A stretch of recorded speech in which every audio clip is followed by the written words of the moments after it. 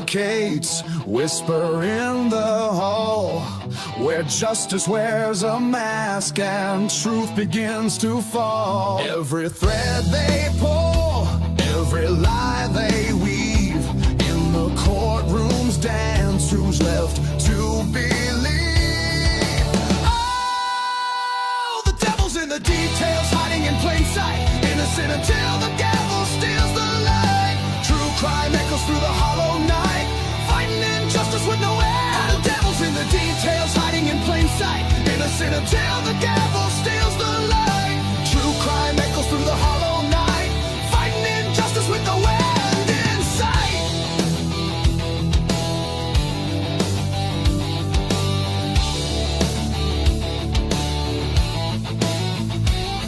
A photograph fades where the truth once stood. Blurred lines between the bad and the good. The scales they tilt with every silver tongue, while the broken cry for a song unsung. Black robes sway like shadows on the wall. One wrong word and the mighty fall. Who's a sinner? Who's a saint?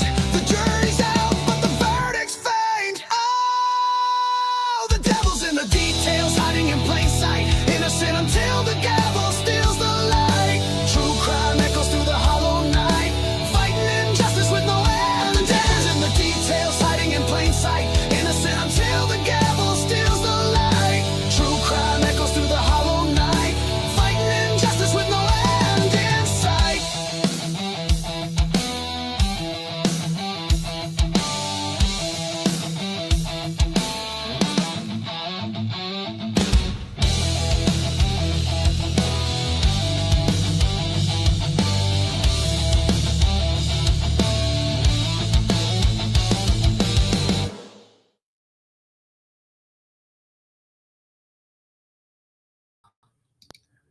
All right, lovelies. Let's get a wave from backstage. Make sure that my audio is working before I get started. Fantastic. Okay, it is another, and yes, we do have JJ from State of the Deep. He just popped backstage. We were all asking whether he was going to make it tonight, and I'm like, I think so. But anyways, we weren't sure. So things are getting things are getting weird in the Idaho 4 case. I'm a little rattled. I had a weird day today.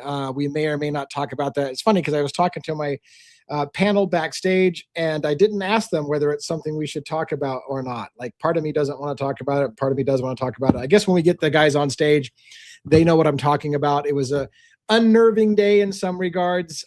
We can maybe talk about that. But the whole Idaho 4 thing, it seems like it's getting crazier by the day as we start to learn new details. In the last 2 days, right? I've been hearing there's a confidential informant in the house. Eric Gower, maybe a police officer, crazy shit's coming out. And it's like, it's just like, oh my God. Like, now all of a sudden, a lot of those whys are starting to make sense. Maybe. I don't want to be a crazy conspiracy theory story, right? So I feel bad because I feel like I want to make sure that we have receipts, but we do have receipts. We literally heard these people say, one of the victims is a confidential informant. A CI is what they actually said. But so it's not like we're just speculating. Like, we were speculating before, but it's not a speculation when they say it. It's not a speculation when someone says they're a cop and they're working with, whatever. It's, oh God. Anyways, let's bring the panel up on stage so we can talk about it as a group. Last night was crazy. As you know, we had a big after show where we showed some photos, but we did that on Discord, not on the YouTube. We still got a content moderation flag on YouTube saying that maybe what we were talking about was inappropriate. So, which is funny because we didn't show a single photo, not one, last night on the public stream, but they still flagged me for inappropriate content discussion. I have a feeling that's coming from certain people that are watching the show and are getting upset with what we talk about. So anyways, let's bring up Dago. Dago, how you doing? Again, this is just those in the order that they came in. I'd say forget about it, but I don't think we can. Jesus. I don't think we can forget about it. No. I'm a little nervous, brother, man. I would talk about it if I were you, bro. I mean, I would let the whole world know what happened because that way it's out there. It's imprinted in the world. I would. I think we will. I'm getting some thumbs up from others backstage as well, so we'll probably do that. Let me get the rest of them up, and then I'll explain the weird experience I had today. There's no names. We're just gonna explain the weird experience that I had today, and I'll explain it in detail. And it's just food for thought. So, anything special on your mind, by the way, before I bring up other panelists, since it's just you and I at the moment? Well, anything. Well, I mean, there's a whole lot to talk about. I'll say that much. A whole lot to talk about. That being said, I mean, that's pretty much everything that's on my mind right now. And again, I'm grateful to be here with you guys again tonight. As always, this is the highlight of my day, as always. So let's do this. It's funny that you say this before I bring Robin up. American Beauty. This is the highlight of my day, was a line from Kevin Spacey. Do you remember that scene? Yes, I'm not going to explain it, but every time I hear someone say, this is the highlight of my day, I got the Kevin Spacey scene in American Beauty in my head. It's not the same circumstance, but it is the highlight of my day. Robin, how you doing today? I'm doing well. Thank you. I'm glad. Yeah, you did have a weird day.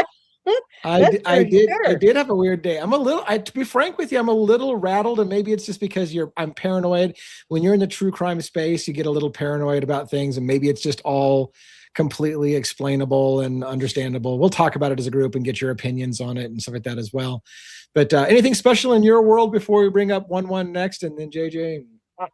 No, I'm just glad to be out of the freaking weather. It's going to be 4 degrees here tomorrow.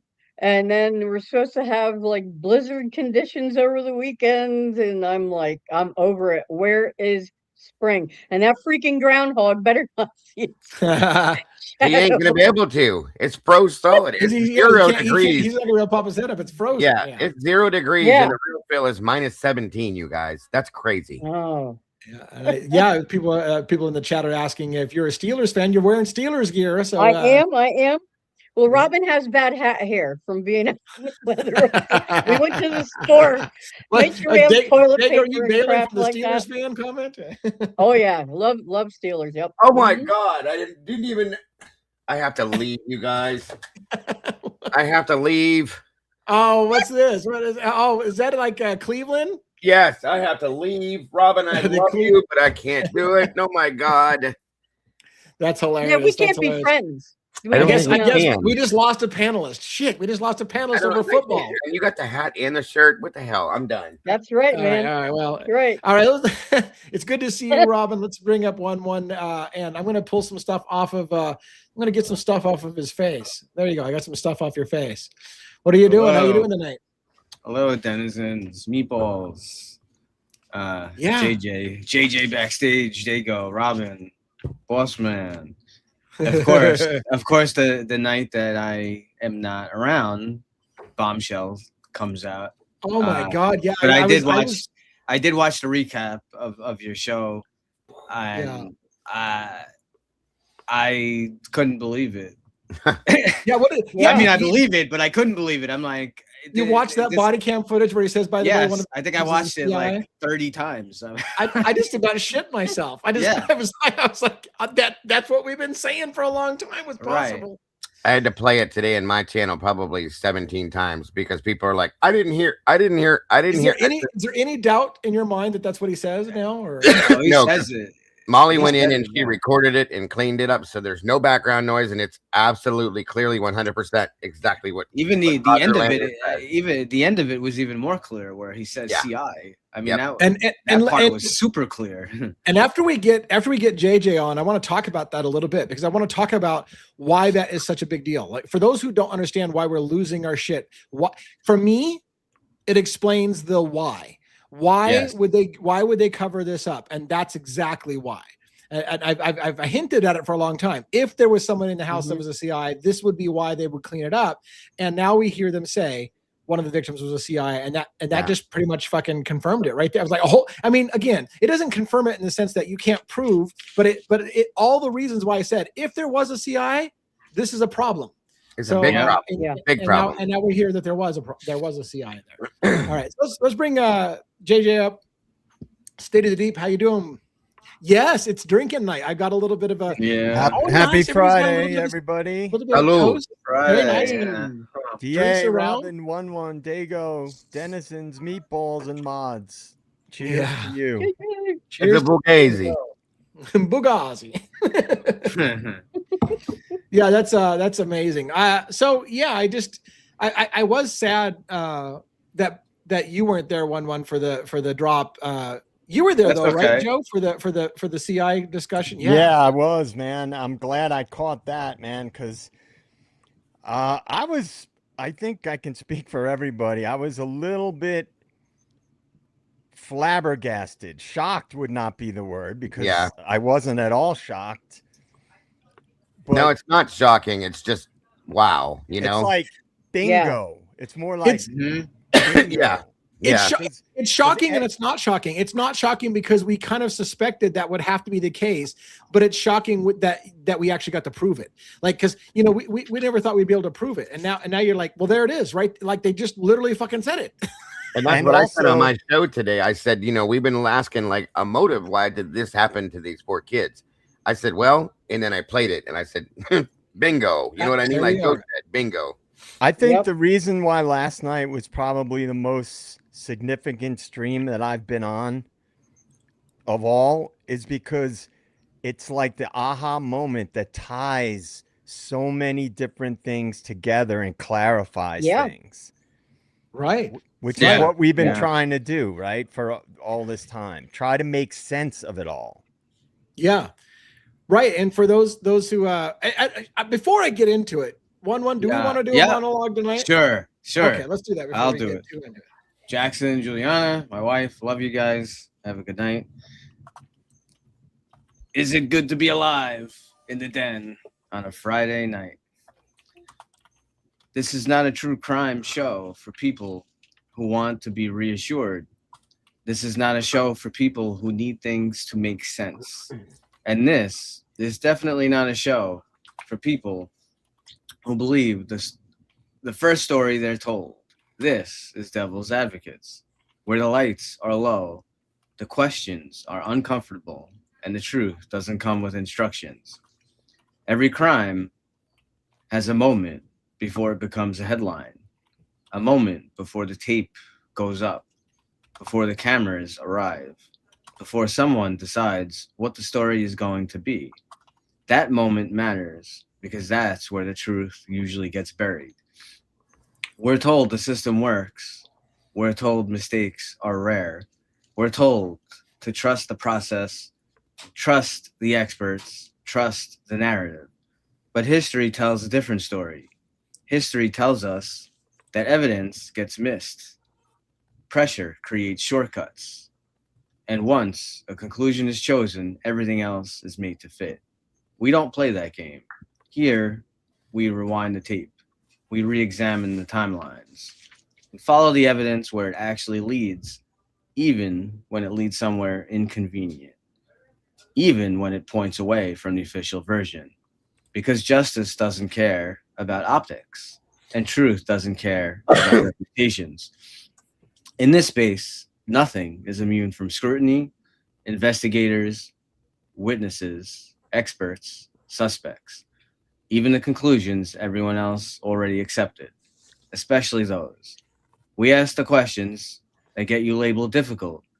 We say the things you're not supposed to say out loud, not to defend the guilty, but to make damn sure the right person is being blamed. Because once the story hardens, once the public decides, once the machine starts moving, stopping it becomes almost impossible. So we slow it down, we pull at the loose threads, we sit with the doubt, and we let the devil do what the devil does best: challenge the truth. If you're looking for easy answers, this isn't your show. If you want certainty, you won't find it here. But if you're willing to question everything you think you know, you're in the right place. This is Devil's Advocates. No comfort, no closure, just the pursuit of what everyone else stopped looking for. And with that, live from New York, it's Friday night. Thank you very much for Great that. job, buddy. Great job. Thank you for the intro, and thank you, panelists, for joining me on yet another. Yeah, pulling the threads. And look, let me tell you a little bit about how my day was today. So, I had decided I got a brand new drone. You know that I got a drone pilot's license, and I wanted to go up and do some aerial footage over the property. And because I didn't want to step onto the property because there's no trespassing signs on the property itself, the lot where the house used to be, 1122 King Road residence, but it does have like a chain over the driveway, right? So it's kind of implied that you shouldn't go on there, but there's no trespassing no trespassing signs. But even so, I was like, you know what I'm going to do? I'm going to take my new drone pilot. I'll just drop a drone over the fence into the property and kind of get a view of the property, whatever. And I thought I could do that. Turns out, number one, when you have a drone pilot's license, you've got to check with the FAA, and that's protected airspace. Believe it or not, right over top of 1122 King Road residence is protected FAA airspace because they have a helipad and an airport nearby, and it's protected airspace during daylight hours. So if you want to film during the day, you've got to get approval from the FAA to fly there. Believe it or not, I actually got approval from the FAA to fly there. And so I had a window in which I was allowed to fly my drone in the area. As a safety precaution, as I was trained by my pilot's license, I need to double check for power lines, trees, obstructions, height off the ground, above ground level, to make sure I don't go too high and get involved with potential air traffic and all of that. So I decided to get out of my car with my wife in the car. We were parked behind the 1122 King Road residence. And we walked, I walked, sorry, my wife stayed in the car. I walked and I had, by the way, my chest camera on that I've filmed with Joe and I when we were out there. I didn't get very far walking towards the property when a car flew in my opinion, a car flew into the property, and stopped right next to me and then started to back up at the same speed as me and kind of walked or backed up beside me, following me, shadowing me for a little bit as I was walking parallel to the property. Then they pulled into a parking spot right there. And I thought, oh, well, that's a no, never mind. It's just a parking spot. So maybe I'm just paranoid. This is part of the business, right? If you're in the true crime business, you start to get paranoid. So I'm jumping in shadows, right? I walk across the front of the parking lot heading towards 1119, I think it was, King Road, and kind of that area on King Road where Jack DeCour's house or whatever. And a large pickup truck flies in, and the driver goes to the intersection and starts rubbernecking me. He's just constantly staring at me and driving really slow towards kind of like that DeCour area residence house. And I continued to walk towards him. And him and his buddy jumped out of the truck and started to harass me. Said, "What are you doing? Why are you here? What's with the camera on your chest? That's really weird. Why do you have a camera?" And I tried to play it off and said, "Look, man, I used to live here." "Oh yeah, well, there's a lot of people who live here." I'm like, "Yeah, I know there's a lot of people who live here." And so he just kept asking me, "Well, what the hell are you doing?" "Well, it's really weird that you've got a chest camera." And I'm thinking, what's really weird to me is why the fuck you think it's your personal mission to come up and challenge me? Like, he flew in and immediately all puffs up and starts, "What the fuck are you doing here?" kind of attitude. So to be polite, because I don't want to start shit and I don't want to cause drama, I turned immediately around and started walking back to my car. And he says, "I'm calling the police." And so he called the police on me. He followed me. Him and his buddy followed me down the street. And I heard them behind me following and calling the police. Told me that I should think twice before walking around a random neighborhood. And I said, "It's not a random neighborhood. This is not a random neighborhood." When I told him that I used to live here, he said, "Oh yeah?" And I said, "Yeah, in Pullman." He goes, "This isn't Pullman." I'm like, I fucking know it's not Pullman. The whole thing was the whole thing was just an intimidation bullshit. And I want to know why this guy has such a hard on that. Like, it's not, in my opinion, it's not normal behavior for people to act that way. Most people don't give a shit if somebody's walking in the neighborhood. For him to fly in and then puff up and challenge me and go, "What the fuck are you doing? Why you got this camera? Maybe you shouldn't walk around a neighborhood you don't belong in." I'm like, are you kidding me? Like, nobody does that. Nobody does that. So I left the property with my wife, and Moscow Police Department pulled up on me and flipped the UE behind me and followed me around town. So I could see in my rearview mirror, Moscow Police Department on their speaker calling in my plates. They followed me for quite a while, took several turns exactly behind me, staying on my bumper. And then when I took the road to head to Washington State to leave Idaho, Moscow Police Department broke off with me. So on the positive side, to play devil's advocates, right? Do I think MPD was harassing me? No. Somebody called in, you could play it out the way it happened. A citizen called in a concern. This guy's acting suspicious and he's walking around with a camera. So MPD responded to it. They ran my plates, didn't find anything, and then broke off the following me. So it's no big deal, but it was a little unnerving. It's a weird way to start the day when you have somebody challenging you in your face, asking what the fuck you're doing there, telling you should, stay out of their neighborhood, and then the cops are following you and flipping a Yui and following your car on your tail to see if you do anything wrong. And I told my wife, said, we're getting pulled over here in a minute, so make sure you got a recording going because we're going to get pulled over. Well, we didn't get pulled over, thank God. They broke off, but it was unsettling. It was unsettling. What do you think, guys? I mean, it's unsettling. I'm going to say real quick, if you're watching, whoever that was, shame on you. Like, grow up, okay? Because and why? Yeah. What are you so worried about, boss? It's crazy. It didn't seem normal. It didn't seem normal to act that way. I mean, the guy was pretty young. I want to say he's early 20s. So then I started doing the math. Okay, well, this is a case that's three plus years old. So could he have been around at the time? I don't know. Like, maybe he looks like he's barely old enough to just be in college now. So is he but like, is it just some random citizen who decided that a sibling to somebody that was around? Right. Just the whole thing I'm thinking to myself is, well, I'm super interested in you now. Cause that was not normal. So now the fact that you're so concerned makes me think I need to be knowing who you are. I want to know who that guy is now. Bingo. That guy being up in my ass means that he's obviously bothered by something, and I want to know why he's bothered by it. Well, I guess we need to figure out who that is then. Yeah. Yep. My theory, and I know this will sound very suspicious, I can't help it. I think when you call the FFA, or the FFA, whatever, and I think somebody in that area tipped somebody off that there's going to be a guy flying a drone. And I'm sorry. I just think that knowing how that area is, that is very bizarre that somebody was on you. They were there too fast, Lee, to not. It's like they expected you to be there. Yeah. It did feel like both the car and the truck that pulled in very quickly after I got out of the car, as if it was like somebody's watching the property. And once they saw that I got out of the car, everybody flooded the scene to come in and bark at me and intimidate me to leave. So, and again, I don't understand the need for that. I don't understand the need for that at all. Like, what are you so fucking afraid of? Like, I'm an old dude walking your neighborhood. Why the fuck is that a major concern to you? And, what could you possibly do there that's going to cause a problem? That's the other side of it. What could you possibly do that's causing a problem? No more house.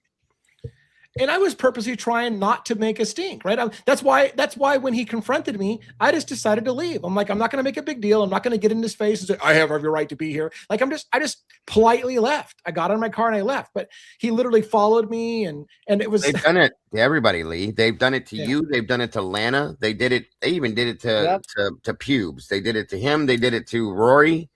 Everybody that I know of that's gone there has had the same interaction as some form or fashion like that. I really don't understand it. By the way, I did. It's funny because when Joe and I went, and even when my wife and I went, they must have been on break because the campus was way busier when we went today than it was when any of us went. It could be the weather. It could be, yeah. But there was a lot of students around, and I waited for what looked like students were leaving their apartments heading to class, and so I kind of waited for that whole like transition of, okay, well, they're heading to class, so I'll wait a little bit for everybody to kind of get into their classes, and then I'll do it during that hour while everybody's in class. But again, people were just fucking all over me like fucking stink on shit. Like, it was just the weirdest experience, and it was kind of unnerving. So I didn't fly the neighborhood because I just figured, fuck it. Because here's the thing. I mean, think about this.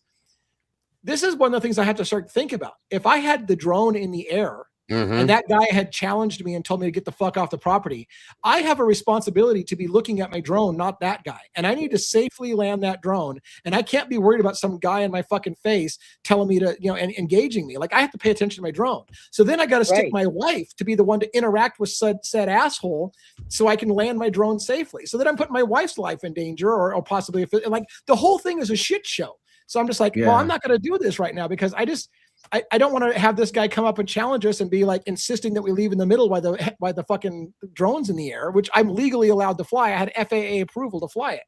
So the whole thing just became like, you know what, fuck it. We'll call it. And you know, it sucks. It took me fucking hours to get there. And I just fucking had to leave with nothing because I just didn't want to deal with it if the guy fucking came up and charged us when the fucking drone's in the air kind of thing, even though it was totally legal to fly.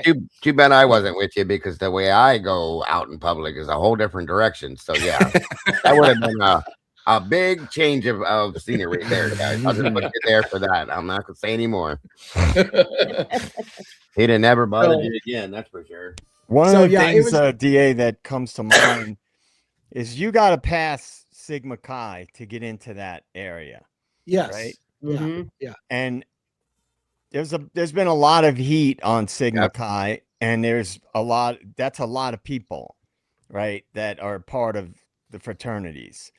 So not just Sigma Chi, but the fraternities in general, but specifically Sigma Chi is right there when you turn onto King Road. So you never know if they could have saw you pull in there, and some people from Sigma Chi saw it, and then somebody was like, "Who's that? I don't recognize that guy. He's going up towards that way," and then they maybe since all this happened because of the heat that's been on Sigma Chi, they might really be on edge. Like you and I never got out of the car when we were there in that area, and I always had a gut feeling like that people would be on edge in that area. And that's why I didn't really want to draw too much attention. This is what I fundamentally don't understand. It's been 3 years and someone's pled guilty. So what the fuck are they worried about? This case is over. It's been 3 years and a guy pled guilty. So why are they charging me and barking at me to get the fuck out of here? Like, isn't it over? The guy pled guilty. Isn't it over? I think they know, Lee, that this is still all going on, and that they're I guarantee you a lot of them watch our channels, not just yours, not just mine. Oh yeah, but many of ours, and we're there's a couple handfuls of us that are all in the same parade line going forward in the same direction, and I know they watch this. Okay, so that in turn, for all we know, it could have been somebody that was watching your channel, my channel, and said, "Hey, I know that guy, blah blah blah blah blah," and this and that. But I think they're all kind of unnerved. I can't give you a good reason why, but I have an idea as to why. I'll just put it that way. I could see Lee has a POI now. They're gonna do a roll call with that POI is a person of interest. He was a person of interest when he pulled into the MPD parking lot. Yeah, I know. Now it's a reoccurring. They're gonna be like, right? What does this guy want here, man? The only difference is that you contacted the FAA. You've been there twice now. Yeah. Yeah. No problem. We didn't have that experience. We didn't have that experience and everything else, and that's the only difference. And the weird part, Robin, with what you're saying, they didn't contact the local police department. They obviously contacted somebody different. Yeah. That's the weird part. Okay. Yeah. Yeah. And it's just like I said, I mean, to be fair, and I want to talk about more, but to be fair, I'm not trying to make enemies, right? So I want to be fair. Too late. I really don't. I don't want to give the impression that Moscow Police Department was harassing me. They weren't. Like, no, not at all. I have to give them the benefit of the doubt. They were called by a citizen. They responded to it. They ran my plates, didn't find anything, and broke it off. That's the end of the story. So everything they did was fine. Everything that they did, in my opinion, was fine. If they had pulled me over and harassed me, that'd be a different story. But they didn't. They didn't even pull me over. So, kudos to MPD for not harassing me. And I think that whole call was this guy and what was his issue? I don't know. But clearly, I felt that if I had spoke to him incorrectly, it was going to become a fight. And so I just politely left. He's like, basically get the fuck out of here. And so I left. But if I had given him shit, would that have become a physical confrontation? I don't know. Could have, but I'll tell you one thing. I'd be real curious to see how the reaction would be if a group of us showed up there. Yeah. Truly. Yeah. I'd be curious to see how that went. Oh, you can't. Then they'll get the campus SWAT team. Yeah, right. And we might disappear like Kopaka and see the little weed wobble walking up on us. That'd be interesting. So now I want to talk about something else in the Idaho thing. So every once in a while, and I won't say who they are, but every once in a while, some people in my Discord channel, and probably the same for you, Dago, are members of the Gonzalez family Facebook page. So they get updates from the Gonzalez's to their family page. And so now the Gonzalez who have been going on, and by the way, I realize a lot of people keep pronouncing it Goncalves with a hard C. And Gonzalez. We're constantly like, and I don't even want to go there. Like one video I said Goncalves with a hard C, and I got crucified by people like, this idiot doesn't even know how to pronounce their last name. And I'm like, fuck it, I'm not even going to argue with you guys. Like, anyways, the point being is that I'm going to pronounce it Gonçalves, and I know that in Portuguese is probably a hard C, it's Goncalves, but whatever the case may be, I digressed too far. The point being is that the Gonçalveses now, believe it or not, are one, they love, oh, for fuck's sake, Viviana as a great TikToker. And now literally they're saying we've decided that the family might start going on social media and talking to TikTokers. And I know that Viviana is going to be their fucking first choice, but they're literally saying that we're going to start going on social media. So what the hell with this? Like, really, now the family's going to come out and take somebody like fucking Viviana, or they'll go over other than shitting on other people, and then talk about, oh, she's a great TikToker, we're going to go on her show and give her, like, it's a joke at this point. This is a joke. Mm-hmm. Don't forget, they also have the Drunk Turkey show as well. So, oh god, yeah, that's the other one that would be you. And that and they keep pushing this dark side of true crime. Right, they're shaming new that wants to get to the truth, and that's It's I only saw a few of her stuff. She's some kind of defense lawyer or something. Which is really weird, because you would think, being a defense lawyer, like, are you? You would think she'd have. Yeah, there's a lot of people on the payroll. Right, Joe. Right. Yeah. Right. And you know what's funny, Jen? This is a great comment. It is. When I saw the Gonçalveses were saying we might go on social media, I was thinking, great, come on my show. Because I'll be honest with you, I will be nice to them. Yes. I will be polite to them. I literally want to ask them questions politely, not like an asshole. I will be polite to that family. I have sympathy for them losing their daughter. I really do. So I would be polite to them. Now, will they ever come talk to me? No, because they list me as one of the shows that they think are full of shit because we question the official narrative. But I would love to be able to ask some questions and say, look, and here's how I would approach it. And I know I'm not going to, but here's how I'd approach it. I would say, look, a lot of people would love to put this to bed. Tell us what you know that would finally put this to bed for us, that we know. So, if you guys know something that you're holding back, say something, because we've got questions and we want to put it to bed. We want to be in your camp. So convince us that we all have it wrong because we haven't seen it yet. And I would do the same thing on my channel, and I would not allow anybody to be disrespectful. I would be nothing but absolutely respectful, 100%, but it'll never happen, like you said, because we're not on the right side of the fence, period. Right. Well, I mean, it makes sense to me that logically that the Gonçalves family would be pushing back on alternative narratives, because if hypothetically their daughter was a confidential informant, then theoretically her being there could be connected to the collateral damage that took place. So they would have most likely known that she was a CI, and therefore there's probably a lot of guilt. Again, hypothetically, it might be a lot of guilt to know that your child was involved in something that could have led to other people ending up as collateral damage. And the sad thing is, Joe, that's a good point. It's not her fault. It's not her fault at all. If anybody they should be angry with, if that were to be the truth, it's Moscow Police Department and Latah County. That's who they should have been mad at and should be mad at the entire time because of the entire situation, in my opinion. So, very good point, Joe. Well, the question that I was thinking about a lot, because I was up late last night scouring the photos. I don't know. I couldn't get to sleep after we got off that No, Discord. me either. So I was like just going through and analyzing stuff for a couple of hours after that. And I just can't get past the idea of if there was a CI, what agency was it through?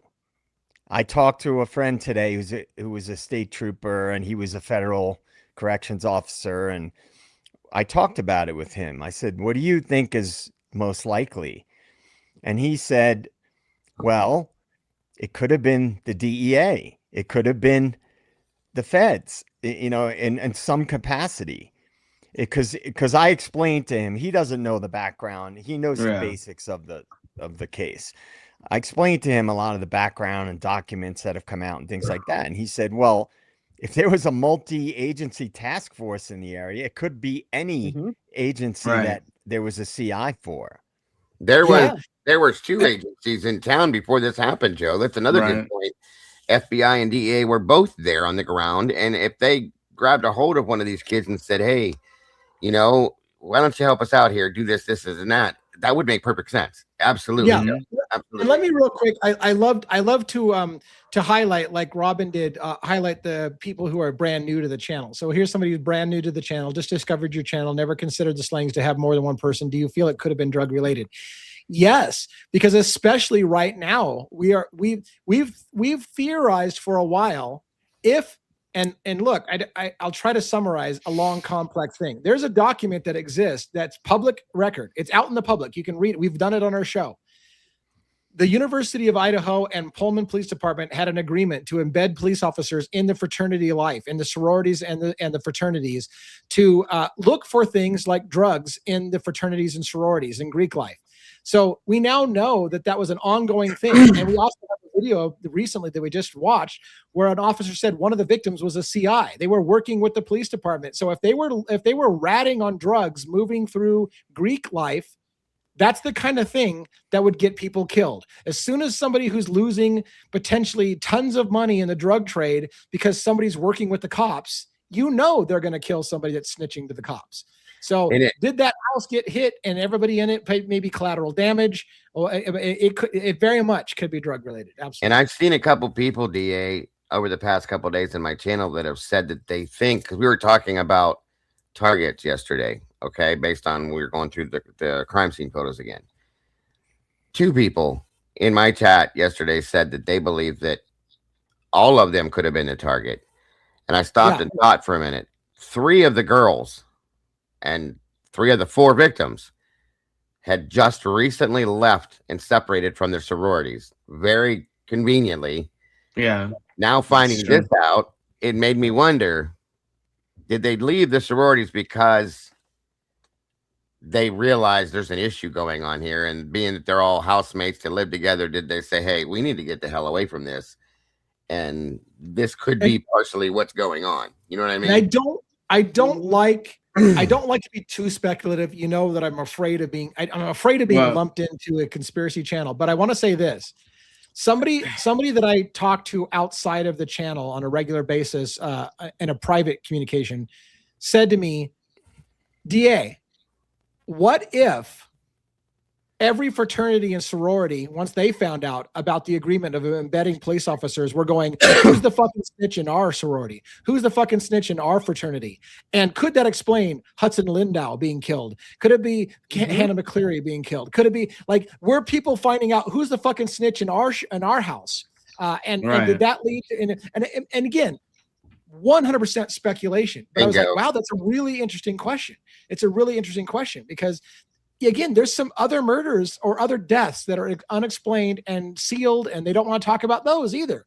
So is it possible Greek life was getting word that there were snitches in Greek life and spying on the fucking drug moving through, and people were getting rubbed out when they found out who the snitches were?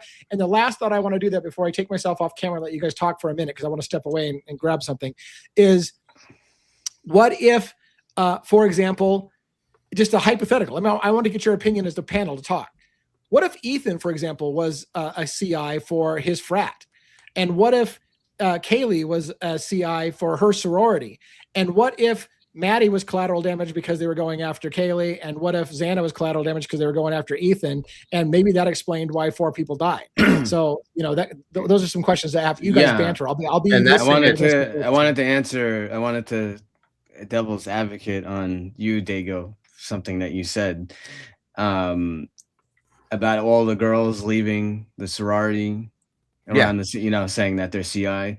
The problem with that, though, is that would create a red flag. They're basically highlighting themselves that. Well, you're right. You're absolutely right. So, but they also did give different reasons for leaving. They did. The problem right there is that they said, but if they were, I'm just saying, like, if they were heavy embedded in some kind of investigation going on, whatever FBI or whatever group, they would try to convince them to just stay with it until they're done. So unless there were threats that were being made within sororities already, and that's why they stepped away, because it was getting dangerous, maybe. You know what I mean? But you're right. You're absolutely right. Well, I was going to say that I did. Sorry, Joe. I'll be no, it's all right. Go ahead, man. What I was going to say, though, is with what DA said last week. You guys, you were there when I did a show about multiple other people whose lives have been lost around this. I didn't even cover them all. Okay. It kind of like lit that in my brain again. Like, again, one more time. Yeah, that makes a lot of sense. So go ahead, Joe. I'm sorry. Yeah, no, that's cool. What I've been saying all along is, about the school having a lot of sway over this investigation, right? And we know that's the case. And now we know for sure that's the case. I mean, it makes perfect sense that something crazy like that happens, and somebody that was working in conjunction with a codified program that the school had in place to have people embedded in the system was the cause of a multiple homicide within the school. That school, that is the last thing that school would ever want to get out.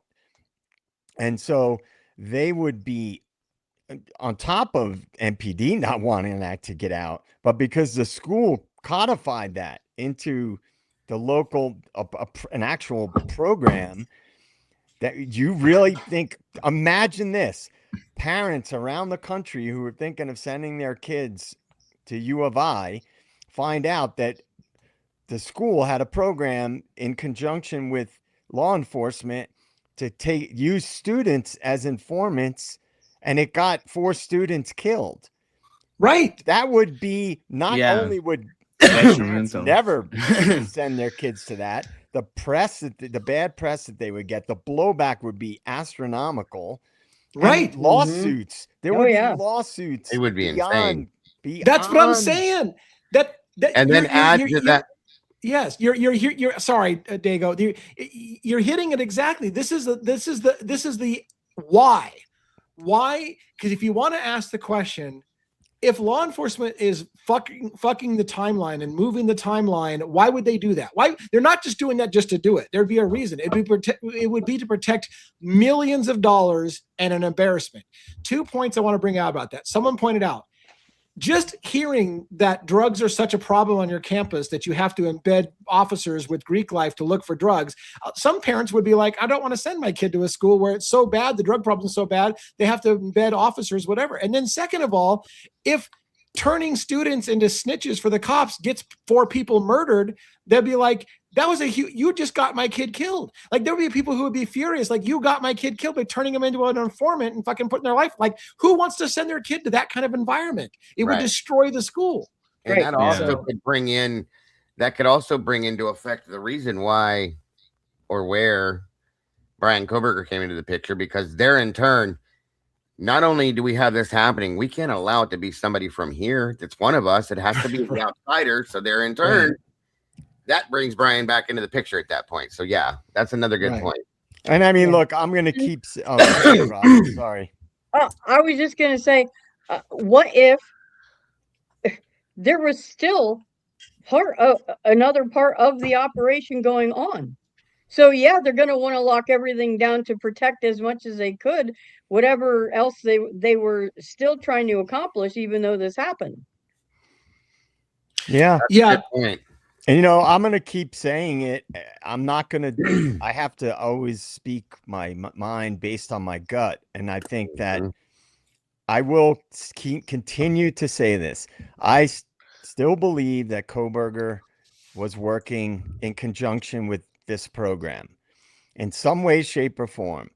Because if you wanted to be a federal law enforcement agent in some capacity, and there were research programs going on in your university, and that was your field, you would be in contact with people from federal law enforcement on some level, even if it was through the school.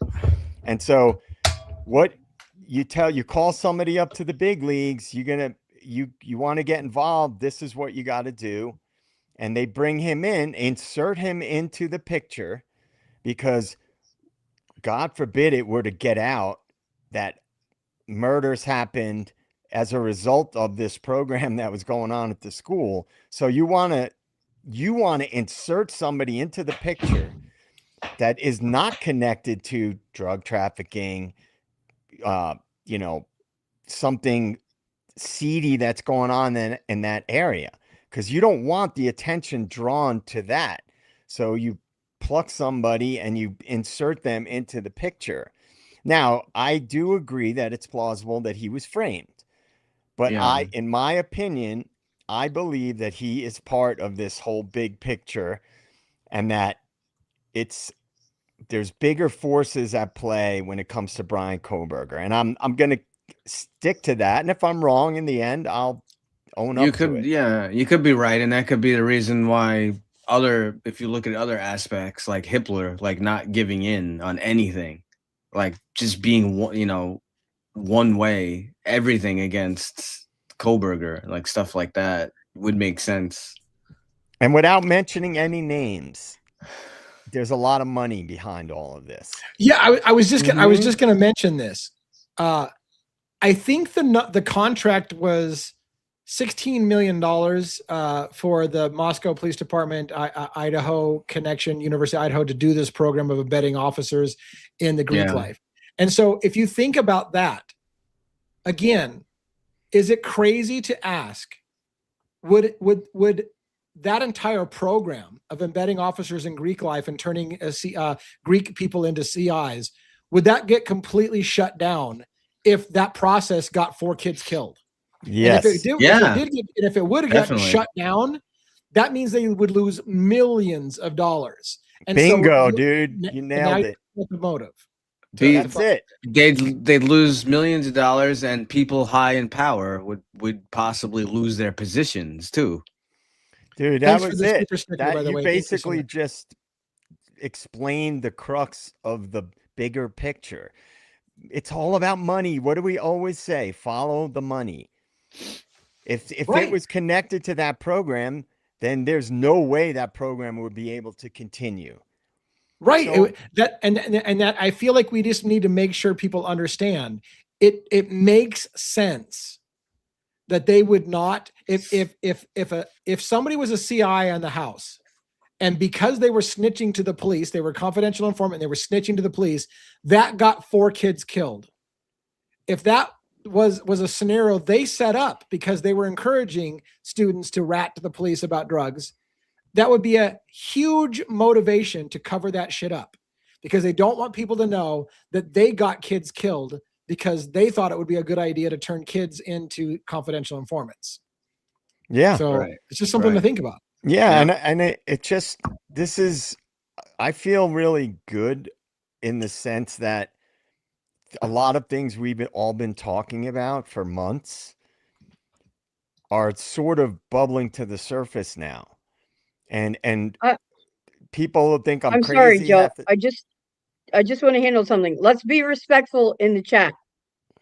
We're not going to put up with name calling. If you don't like what's happening, if you don't want to be here, then just find another channel to watch. But we're not going to put up with disrespect. Okay. Sorry, Joe. Go ahead. No. It's just a lot of the things we've all been speaking about for a long time are bubbling to the surface now. The Yeah. follow the money, the big picture. I always stand with that as a foundation for everything that I discuss. And because it has to make sense. The why has to make sense. And I think we're all on the same page when Yeah, it it comes helps. to that. Yep. And Yeah, so 'cause it would fall back on both the college and the PD because Mhm. they came into the contract together. Okay. Yeah. So being that they both agreed to the contract, that's going to look bad for both of them. So in turn, all the secrecy, all the covering up of this and that and everything else, 100% would make perfect sense to me. And keep in mind, a condition, we read it online. It's a public document, by the way. It's publicly available. You just need to know where to look. Right. One of the Right. agreements between the university and Moscow Police Department is that any crime that happens related to students must immediately be notified to the university, and the university is allowed to sit in on interviews and be part of the investigation every step of the way. Yeah. So as soon as it was a house with 4 students that got killed off campus, the university was in their ass and was able to be in on all the interviews, all the suspects, determining. Yeah. So They owned it. They own that. Yeah. Yeah. That yeah. explains Scott Green being involved in everything that PD did, period. yeah. Yeah. Yep. Yeah. Can I answer a question from the chat, DA, real Yeah. quick? Yeah. Mariek, let me see, what's the name? Trinidad said, explain bigger forces, please. Universities are connected to the banking industry. So anything that happens that impacts the university also impacts the larger banking industry. So, because student loans are, that's all Yep. the banking industry. Yeah. The government is Yeah. also connected to student loans. So universities are directly connected to the global banking cartel and the government. And that's a fact.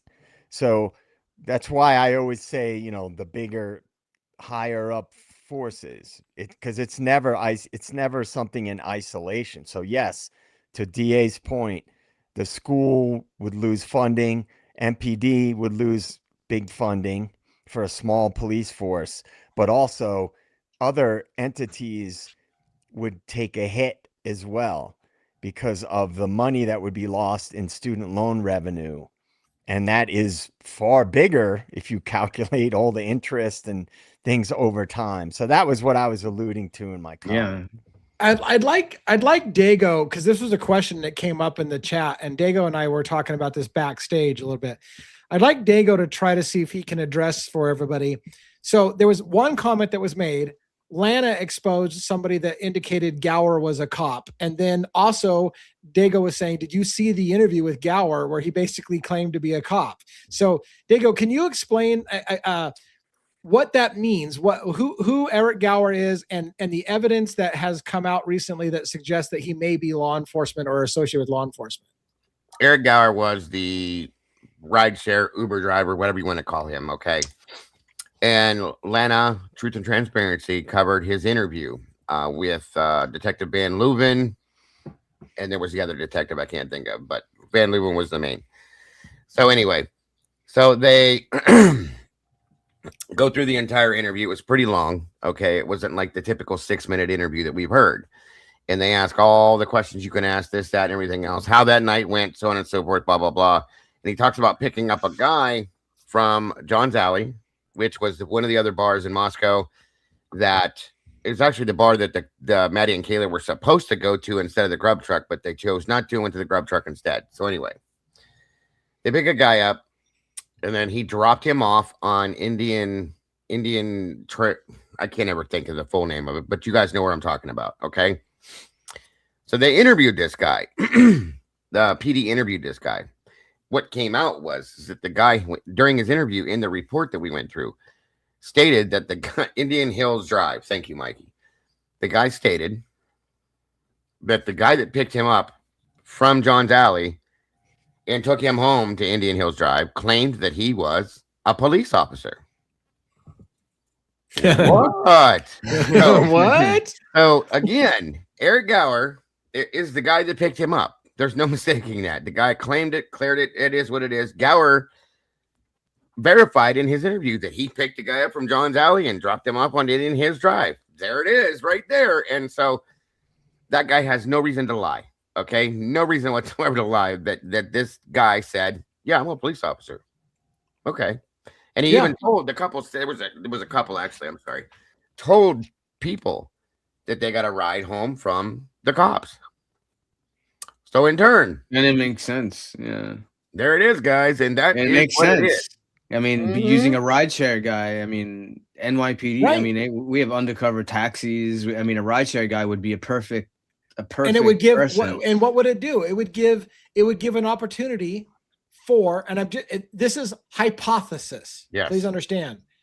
It would give an opportunity for someone like Kaylee, if she was a confidential informant, right, to have Eric Gower's personal phone number in her phone and arrange to get pickups and rides from him off the clock and not on Uber or Lyft's time to get rides, because it would give them opportunity for her to talk to law enforcement if she had a law enforcement contact, and he was it. That could have been it. That could literally, and that could have been why Kaylee sat in the front seat with them that night, was because Kaylee and Eric have a relationship because of the confidential. And again, it's questions. It's not allegations. It's questions. Right. Could that have been what happened? You know. Hey, I just wanted to say, because I texted this to DA earlier. I listened to the interview that Lana posted with Gower, and in my opinion, and I'm just going based on my instincts, he does not come across to me. He speaks perfectly. Like he doesn't. He's to me like like I said, I've said it a million times. One is a New York City police officer. I have family that were NYPD. I have close friends that were state police, detectives, all this stuff. He sounds like a Fed to me. Like when I hear his interview, the way he's very sort of confident in his answers about everything, it just, to me, I don't know. I'd love to get One's take on this, because I gotta watch it. I'll watch it after. I'll watch it after this. One, you're a cop. You're a veteran cop. You know how cops talk. Yeah, and his wife works for MPD, or his ex-wife now works for Moscow Police Department. I believe she's a FOIA clerk too. I don't know. I could be totally off the rails with this. I'm just going based on my instincts. Like he was so calm and so like devil may care in the interview, and like, oh yeah, like nothing happened. This is all just a dream. Right. By the way, I want to digress for a moment. I don't know how you guys feel about this, but I want to digress for a moment, because one of the reasons why I moved from TikTok to YouTube was I was doing research on freedom of speech and who has more freedom of speech. And I was convinced that YouTube allowed more freedom of speech and didn't get involved in deciding what fake news is, right? They don't do the fucking fake news bullshit where they police what's true and what's not true. YouTube's policy has been, it's not our job to fact check things. We're looking for different things. So I came to YouTube for a reason. And I want to give a shout out to YouTube for this. Lately, the last few streams, we keep getting flagged for inappropriate information and trying to demonetize our videos. And tonight, I submitted a human review, and they've removed the flag because we're not doing anything wrong. So I want to say kudos to YouTube that we can talk about true crime, and they agree that we're not doing anything wrong, despite the fact that I think some people are trying to get the show shut down, thinking that we're not allowed to talk about what we're doing. But I just want to do a shout out for YouTube for supporting when we're doing it right. Because again, and I'll try to finish this side tangent. We specifically said last night we didn't want to show certain crime scene photos on the public stream because we wanted to protect the public from seeing something that they weren't prepared to see. And so we didn't do so. We're trying to do the right thing. So screw the people out here who think that we're a bunch of shitholes trying to be assholes. We're not. We're trying to do the right thing. We're trying to engage in adult conversation about a very, very disturbing international case that has public interest, and we're trying to do it respectfully. So those of you who think we're being disrespectful and probably keep trying to flag us with YouTube saying that we're doing something wrong, YouTube looks at it and says they're not doing anything wrong. So anyways, thanks for YouTube, I guess. Yeah, thank you, if you even YouTube, watch man. it for Thank allowing you, us to YouTube. do it. Yeah. All right. Done. I'm done with that rant. I wanted to bring up, I don't know, DA, what your thoughts are. I sent it to 1-1 on Discord, but I don't know if you got a chance to see it. That picture I came across last night. I know we're probably not going to show it on here, but people that already have access to the photos can check it out. What I said about that one image, DA, do you know? Yeah. You know what I'm talking about? Yep. Yeah. Can I talk about that? Yeah, for sure. Yeah. Okay. Last night, Yeah, you got a good point with that. Yeah, last night I was up, as I said, I was up really late. I'm a little OCD, so once I get into something, I'll lose track of time.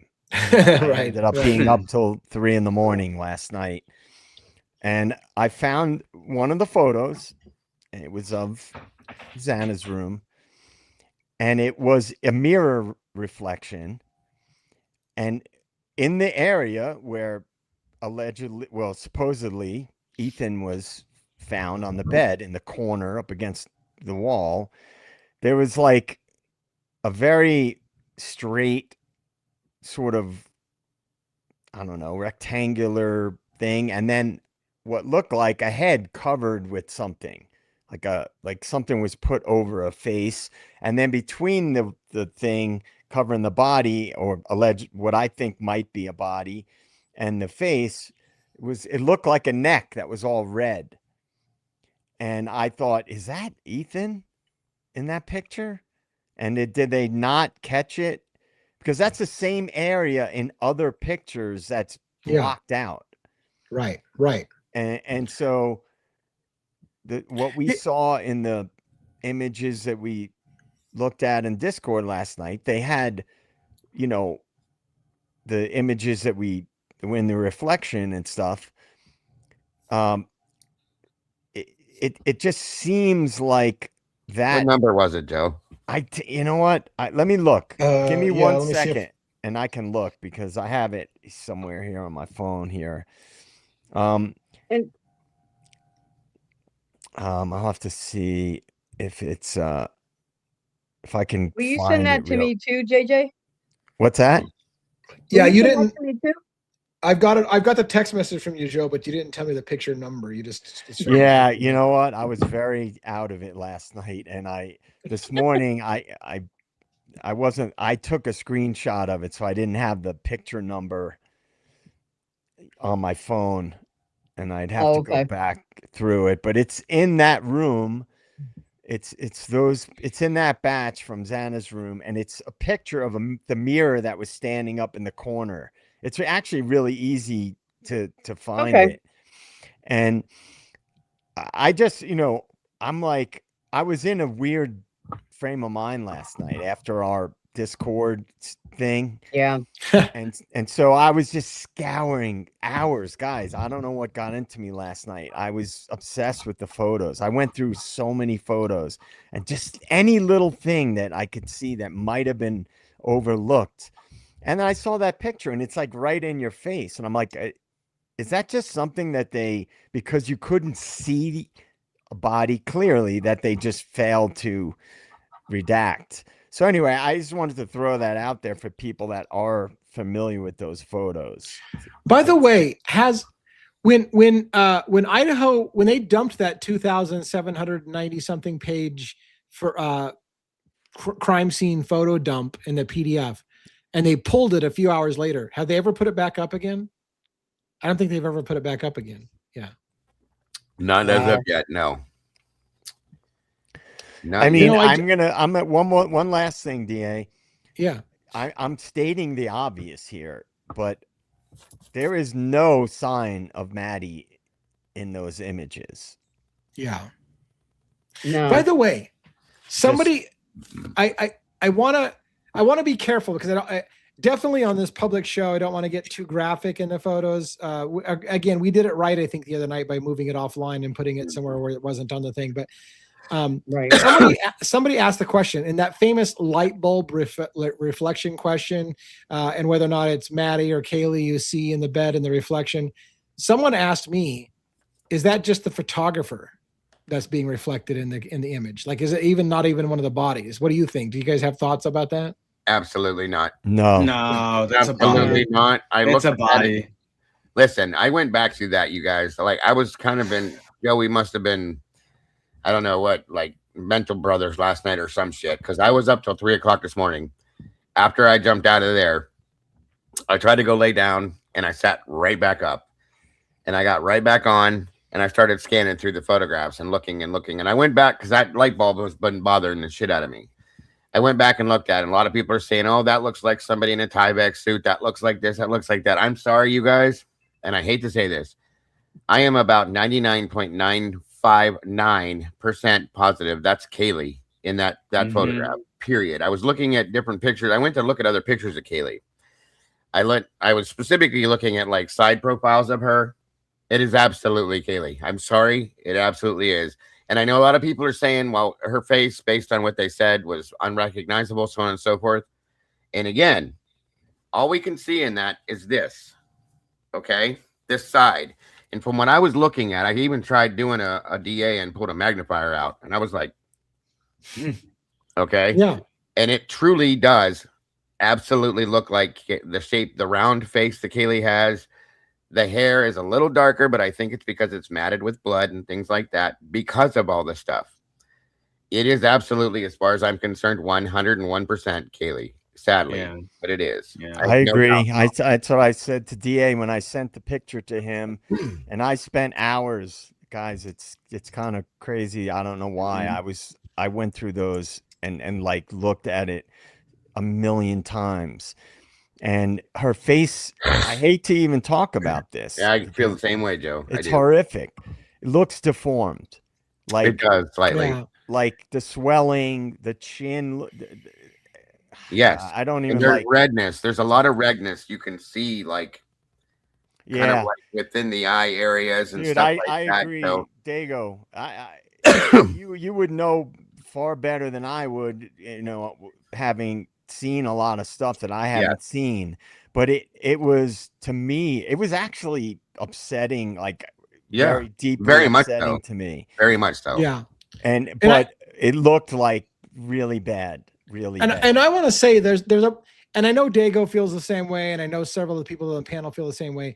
There's a part of me that even feels uncomfortable talking at the detail that we do. Yeah. Talking about is something we're not showing. But the question, like, show us the pic.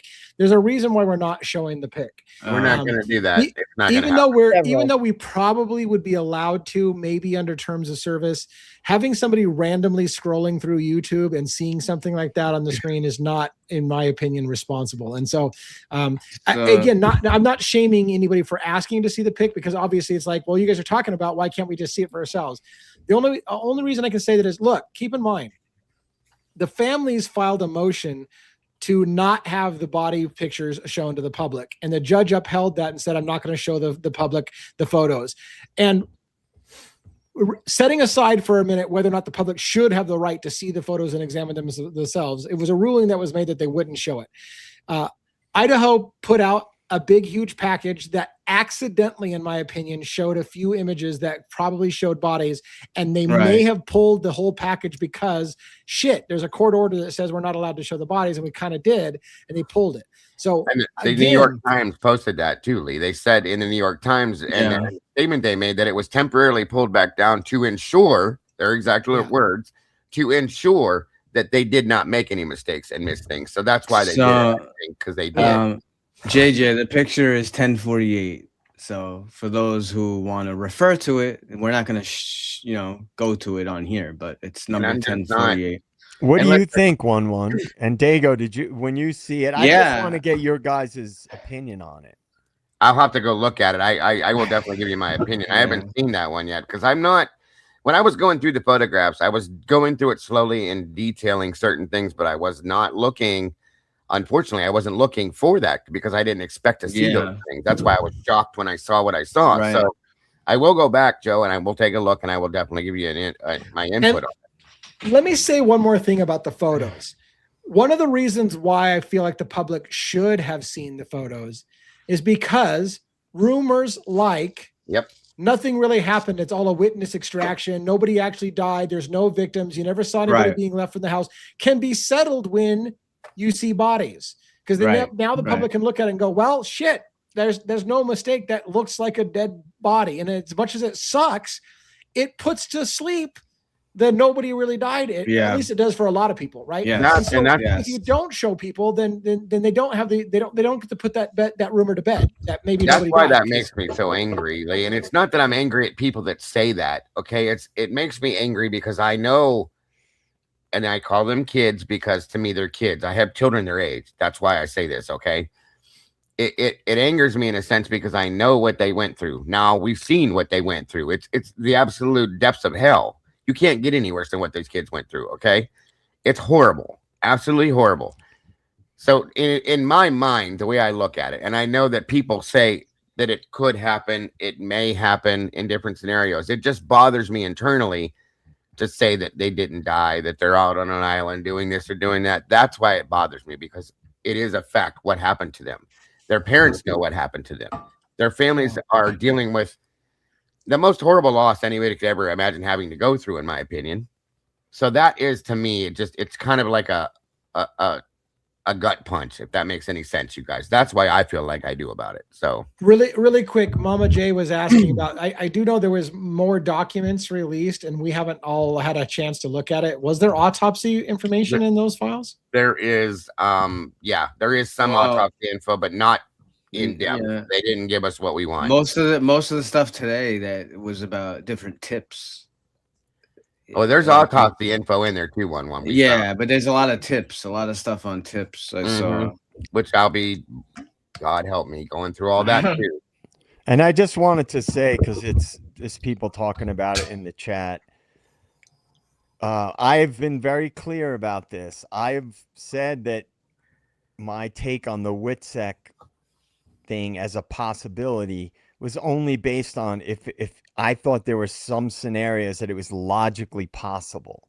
I've been very clear all along saying that I do not think that's not what my strong feeling ever was. And anybody who's watched. No, my statement wasn't directed at Joe. For everybody out there, I want you to know that. No, I know. No means whatsoever. I love Joe to death. I'm glad that I met Joe. I'm glad that he's in my life now because he has opened my mind to some amazing things. That being one of them. Friend, great some other book. things that I can look into now because I'm not, you learn from people, guys. So it wasn't directed at him. I've seen other statements out there made that are they're grueling at some time because I know from my experiences, the things I've been involved in, the things I've seen, the thing like one has been there for things like that too. And when you see these things in real life, not just in a picture, not just on a TV, but when you see them in real life, you realize the horror that's behind what happened to these kids. Okay. That's what my problem is with that. That's all. So again, and I just wanted to say that too, because I'd like to make sure I address things that people say. Sure. Because I have said, because of some of the theories that have floated around with potentially the WITSEC, federal marshals being there. Mm-hmm. But as I said, I think yesterday or in one of the last streams, I said, there could have been something in place. Yes. If there was a CI in which they would have been, had a system in place if they needed to extract the CI. So I just want to be clear about that. And let me Fiji address put this. Let me address the Fiji. Let me address the Fiji thing. For me, and my channel, what I try to do is I try to make sure we always ask the why. So if you're going to do stuff like suggest, for example, that other bodies were put in place to pretend like there was somebody else's body, why would they go to that level is the first question I ask. And if I can't answer realistically why somebody would do that, I'm probably not going to cover it, because I need to understand why. And the answer, I've said this before, isn't because they can. They're fucking with us because they can. That is not a good answer for me. No. On my show, where I'm going with that is, on my show, the reason why we don't dive into those so much is that if I can't reason out logically why they would do something like take a completely different body and then tell everybody in the public it was somebody else that it wasn't, I need to know why they would do it. And if we can come up with a why, if you can come up with a why, well, because they had to hide this, or this, then I might cover it. But if I don't have a why, I'm kind of like, I'm gonna fucking shelf that conversation. Yeah, I don't understand why they would even do something. Right. So that's where I'm coming with that. Yeah, and I have to say, so after seeing the crime scene photos that we have now that were released, I know Dago, he chimed in on this too. You know, we our experience of showing up to these things. I do think Ethan and Xana were killed in their, you know, in Xana's room. So I was one of the people who said, I believe for a while, I thought maybe Ethan and Xana could have been killed outside, or, I mean, they still could have been attacked or something. But I definitely think, I mean, you look at that room, it's a bloodbath. I mean, it looks like World War III in there. Now, on a contrary to that, that is what you should see in Maddie's room. Yeah, that's what you should see in there. I mean, Kaylee's face was busted in. There should be blood. There should be blood spatter everywhere. There should be an enormous amounts of blood all over the place, and you don't see it. So I'm in agreement. Pav has been showing this as well. I do think Kaylee was killed on the second floor.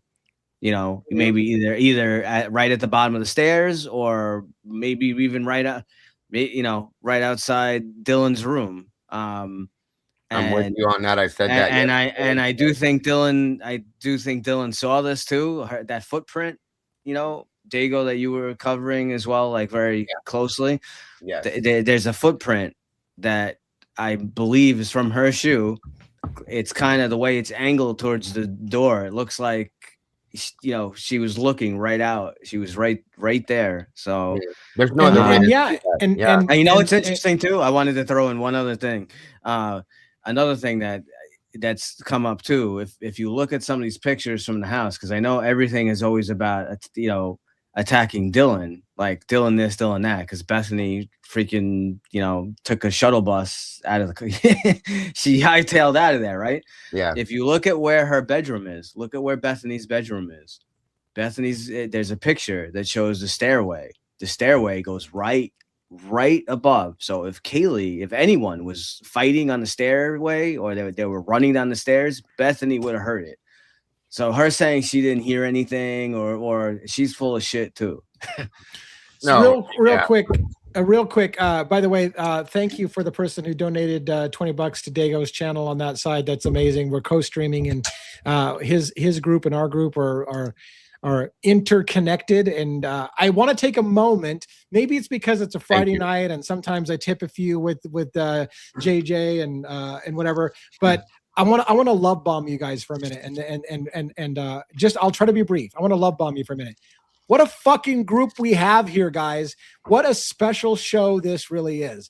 We got law enforcement experience. We got EMT. We got firefighter experience. We got a freaking brainiac and fucking deep state thinking.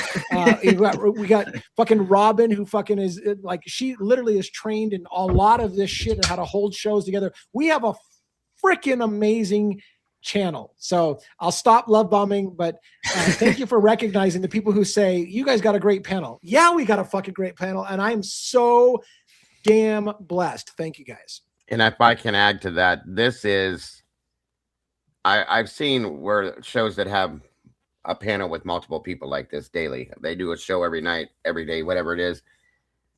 I'm not just saying this because I'm sitting here. I'm saying this because even if I wasn't sitting here, and I thought this before I was sitting here, this is the best one on YouTube as far as I'm concerned. The best group of people, the best community on both sides. That doesn't even matter anymore. The best community in general, guys. It's not both sides to me anymore. It's just one big family now. And I'm very grateful to be part of this and very honored to be part of this. So thank you all very much. Forget about it. I just wanted to comment on that too, because I'm not always the most warm and fuzzy guy, but I wanted to say, and I do say we love you, JJ. that I always tell you guys I'm very thankful to be a part of this. I've said it many times. Yeah. And I truly believe this, that DA and I met by just a weird confluence of fucking things that came together, that we would meet and that we would have a meeting of the minds the way that we did from this first second we met each other. And then through him is how I met all of you. And Robin was the conduit for this, because she's the one who responded to my initial message that got me in touch with DA. And I've said this many times, for anybody that was on the members only lives in Idaho, how much I love Robin's voice. I think Robin should be a voiceover artist, because she just has one of the most unique, literally one of the most unique speaking voices I've ever heard. And I'm a musician. I'm very sensitive to sounds. And meeting 1-1 and Dago through this right here is something I'm very, very appreciative of. Sincerely, I just wanted to put that out there. And the mods and the den, and now the meatballs that I'm getting familiar with through watching Dago's streams and stuff like that. I'm very thankful for it. And we gotta definitely put, you want to send the love to us. There is no devil's advocates and no channel without the guy at the helm. So thank you. This we do appreciate you. One show. Yeah. One show. Lee will tell you it was one show him and I did together, you guys. One. That's it. Yeah. I watched this show for about 2 solid months every day. Okay. And I said, you know what? I'm going to see if he will, if we can do something together. And we did one time. And it was like we were holding hands, skipping down the street after that from there on. Not to be weird, but that's exactly what it was. And we talked. I know. And here we are. I love it. I feel bad because probably people are tired of it, but really, I love you guys. This has been a great collaboration. I can see it in the chat. People love the minds that come together. We do have something special. So I just it's been great. You're right. And we had an instant connection. All of us, I think all of us, the first time we really sat down with one of each other, we had instant connections. And so anyways, enough of that. We're spending a lot of time love bombing, but it is a great thing. And I appreciate Real quick, if I can, happy dig anniversary, Molly. I love you, dear. 4 years, 48 months, 212 weeks, and 1,484 days. Love my videographer, guys. Molly's amazing. She does so much and has done so much. And she's been with me every moment of that time. So God love you, Molly. You know I love you to death, and thank you for everything you do. God bless. Oh, wow. By the way, here's a question. DA question. How come Ethan Chapin's autopsy says he had 260 milliliters of Adderall? Isn't that an overdose? It is. How could he sleep with that much in his system? I didn't know this, so this is a fact that we just found that out today, just today. Wow, interesting. It is, isn't it? Very much so. Yeah. Now, here's the question, Lee. Did he do that himself, or was he forced? Yeah. Right. Right. Makes you wonder, doesn't it? And again, I here we are again. I follow 5 or 6 different cases, and all we talk about is Idaho 4. It's the fucking case that won't die. But again, if we had proper autopsy reports, so many questions would be answered. Did Xana actually eat the DoorDash food that supposedly she ordered? Because everybody's doing the whole, well, they had to be alive at 4 o'clock in the morning. Xana ordered food. Well, did she eat it? Was it in her stomach contents? Will anybody ever know? Will we know what toxicology reports said, who was drunk and who wasn't drunk, who was high, who was whatever? Like, we need to know those answers to put some of these things to bed, and we're still fighting for the answers. But anyways. Very good point. Very good point, sir. That's why we can't get away from this damn case, because every time we talk about thinking about it, guess what?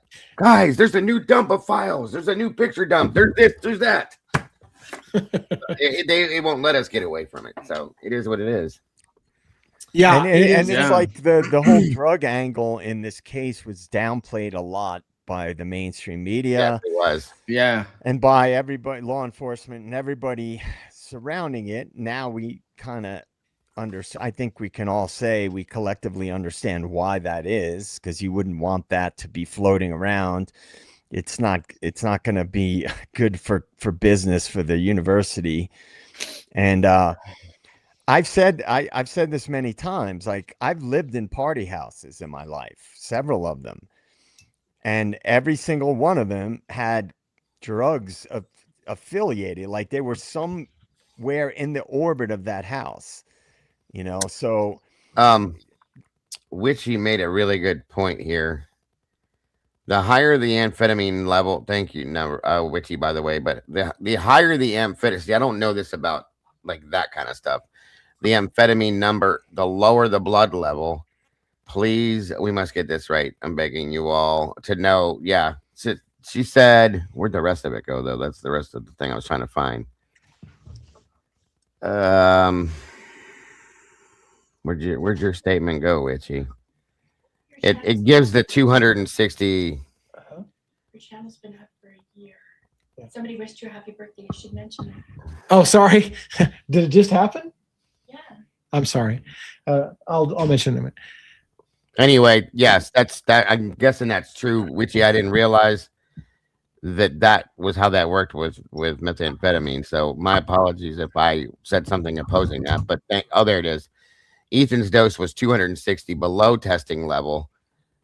Xana 12 was a very low dosage. Okay, so thank you. Like I said, that the methamphetamine levels, I don't know a lot about that. So 260 ng milliliters. So there we go. Okay. By the way, since it's been pinned for a while, I want to thank the Mariac Trinidad for the donation and for appreciating what we asked, the questions we have. No worries.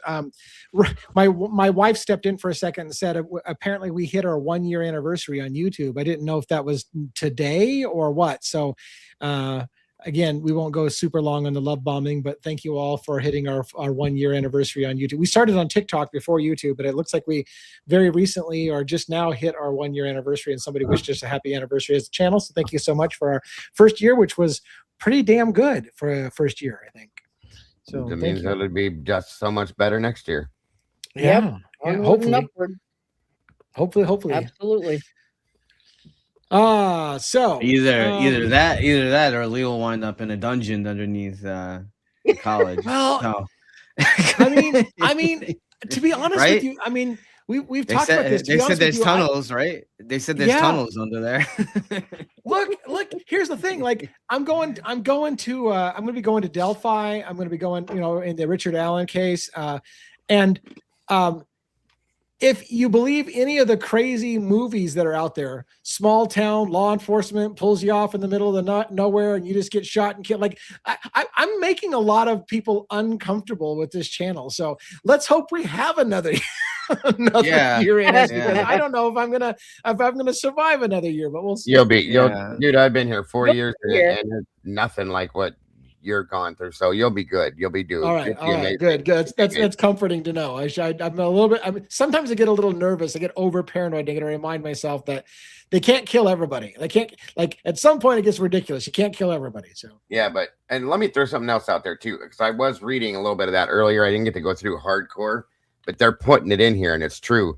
The whole thing with the amphetamine thing is a different scenario, but Maddie and Xana's blood alcohol levels were bad, and I mean through the roof bad. They shouldn't have been walking, standing, or moving. Yeah, Maddie had Look, .282. That's high. that's That's very, very high. Yeah. dangerously Well, yeah. high. The videos you saw of Maddie, she was stumbling all over the Oh, place yeah. and pretty hammered. Yeah, yeah. Yeah. Dangerously high. So again, you have to ask this question. Was it like that on purpose, or did she do that? That's what or you know what I meant backwards from what I said. But yeah. Yeah. That's why. And that's why I want to know why their clothes were wet. Were they forced to drink alcohol? Yeah. That's a good point, Robin. That's a very good point. Wow, I never Yeah, thought I mean, and short of again seeing documents, how are we to know? Did they test the clothing to see what they were wet with? Whether was, some people said, well, was it wet with blood? Was it wet with rainwater? Was it wet with shower water? Was it wet? Like all of those things, if they did proper testing on it, we'd be able to tell what it was wet with, whether it was alcohol, rainwater, shower water. Which you just said, I think that Maddie drank more when she got home. Well, like Robin said, was it being forced? Okay, like come on, guys, something's not right with that at all. That level is crazy high. Plus, at the grub truck, Maddie, I just looked at some grub truck stuff also, and she did not look that heavily intoxicated. Maybe buzzed up a little not bit. Not to that level. Not to that. No. She would have been stumbling all over the place. Yeah. Wow, that's a lot. Well, here's something I don't know if you guys followed the Raleigh strain case. Did you ever see any of that, Lee? No. Robin? Raleigh Yes. string? Riley strain in Tennessee. Okay, no, I haven't. They found him in the river. Okay. They showed a video of him walking through town. And I had to do a side-by-side with Matt. They showed the video of Maddie walking behind Kaylee and Showalter to the grub truck, right? Right. And I was like, I'll be damned. I looked at this video and then I ran them side-by-side. They're doing the same walk, which drunk people walk the way they walk. It is what it is. Right. But it was so wild. There were rumors that he was drugged. There were rumors with a drug that you can't trace, mind you. Okay. And they were also stating that that people were feeding him alcohol in ways that he shouldn't have had it. And that there was stuff put in his drinks and stuff like that. So I'm starting to wonder now. I really am, especially seeing these numbers and stuff. It's starting to make me wonder if these things could have been done on purpose. Okay. And I don't have any shame saying that because this is abnormal to see this. And people even stated in the reports of the interviews that they gave, they've never seen Maddie that bad. Right. So, I mean, these are all great points. Like where people purposely intoxicated so they would fight back less. Was there a setup involved? Was there pre-planning and motivation, or premeditated murder that happened, or was it just a random drive-by? Some guy that's an incel decided to hit a house full of people and thought he could just get away with it. Like that again. Fundamentally, the Koberger story makes less sense than anything, that he would just randomly pick a house full of people with a bunch of cars out front to kill one person, Maddie. Because that's what they tried to convince us. He was just after Maddie and everybody else was collateral damage. So you're going to pick a house full of cars out in the parking lot and hit a busy house to kill one person. That's what you're in a super tight neighborhood. Anyways, I'm ranting. JJ, you see that somebody asked you a question specifically. Sandy Lou Who, thank you for the question. I've said for a long time that I thought the feds, there was an operation involved in the area before I even knew that there were multi-agency task forces operating in the area. And I won't bore people as to why I thought that early on, but I've felt that, and I just said it earlier on the stream, that were the feds local, LE, or was it federal? And my instinct is that if the feds were involved, it's very possible that they had CIs in the area. Now, as to your specific question, were they looking into MPD? That's also very possible. And I don't even want to go down that road right now because I'd have to put the tinfoil hat on and say, did somebody in local law enforcement find out about this? and then we have to go down a really, really dark road, which I can go down those roads with no problem. But I do think it's very possible. And as I said earlier in the stream, I spoke to a friend who was a state trooper today and asked him his opinion. And he said you have the potential DEA, you have the potential of FBI. Those are both plausible scenarios. So this is a complicated situation, and it's really hard for me to feel strongly about either one, but I think it's very possible. And look, let me digress for a moment. When I worked with security clearance, they were very concerned about employees who had a top secret security clearance that didn't make a lot of money, because you can be bought then by people. Because, like, you know, if somebody comes along with an offer to triple your annual income, you might be inclined to give up government secrets because you're going to make 3 times than you can making your regular job. So it's not inconceivable. Police officers, small departments in small town America could be incentivized to be bought off by a drug trade. They're like, hey, look, if we buy off a couple of cops, double their salary, all they need to do is look the other way and make sure that law enforcement doesn't look. That can happen. And I know that's uncomfortable. We got law enforcement on our channel. Not me. Not you. You cannot buy one. You cannot buy me. Maybe with a cigar. Yeah, but not money. Anyways, the point being is that's not inconceivable. In fact, it's almost plausible that the less money your officers make, the more likely those officers can be bought off by big money coming in and saying, look, if you just look the other way on a few things, you can get a little bonus and maybe double your income, you know? And so it's not inconceivable to ask those questions. Where I'm going with that is, could the feds have even been looking into the possibility that NPD could have had some officers that had been compromised by a drug trade and maybe had been working with a drug cartel or whatever because they've been bought up? Those are all things that are not crazy conspiracy theory. That's within the realm of reality, in my opinion. Can I throw something else out to you guys real quick too that I found out today? After this one comment. But are you good, Robin? Yeah, go ahead. Oh, okay. I just wanted to make sure she wasn't talking. So as we find out last night, there's a CI involved in this now. Okay. It started to make me wonder about other things. Well, then I started getting information sent to me like I always do and looking into other things. We already had a talk and a conversation, and I complained like crazy about the fact that the coroner was not allowed in the house until 8:30, 9 o'clock that night. Okay. Right. And other things like that happened too. Like they delayed certain things. Well, gentlemen and lady, come to find out, you know that they did not allow forensics in the house until the 17th of November. Right. I think I did see that. I think that's insane. And the swab boxes were all in the photographs we went through. The swab boxes are all dated January 27th, 22. And understand this, folks, that DNA, blood DNA specifically, it degrades by the moment. Okay. So they waited all this time to do this. The degradation of it couldn't have been anywhere near as good as it should have been. Okay. When it was fresh. Now here's the problem.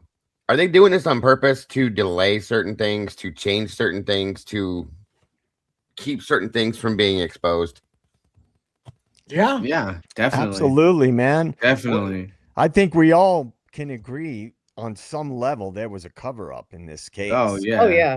Yeah. I mean, I think that's I don't even think twice about that.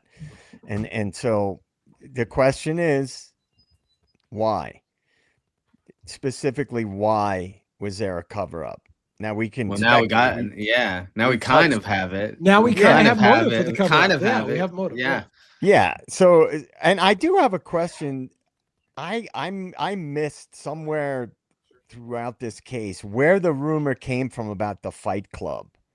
Yeah. Like, how did that rumor get born? Because I saw somebody mention it in one of the earlier posts on So in the there chat. were several things that I remember. I'll just try to be brief about it. There were several things I remember. There was somebody that was starting to discover that people in town had all bought like a Venmo purchase of exactly the same dollar amount, like $6.99 or some shit like that, right? And that people were paying to watch some kind of fight. And so there was this idea that at the grub truck, even you see like a group of people that are all sitting around watching their cell phones, that they had paid money to watch some kind of fight, and that they were cheering on. And some people hear them saying something like "Go Xana" or something like that, as if Xana was part of the fight or Ethan was part of the fight.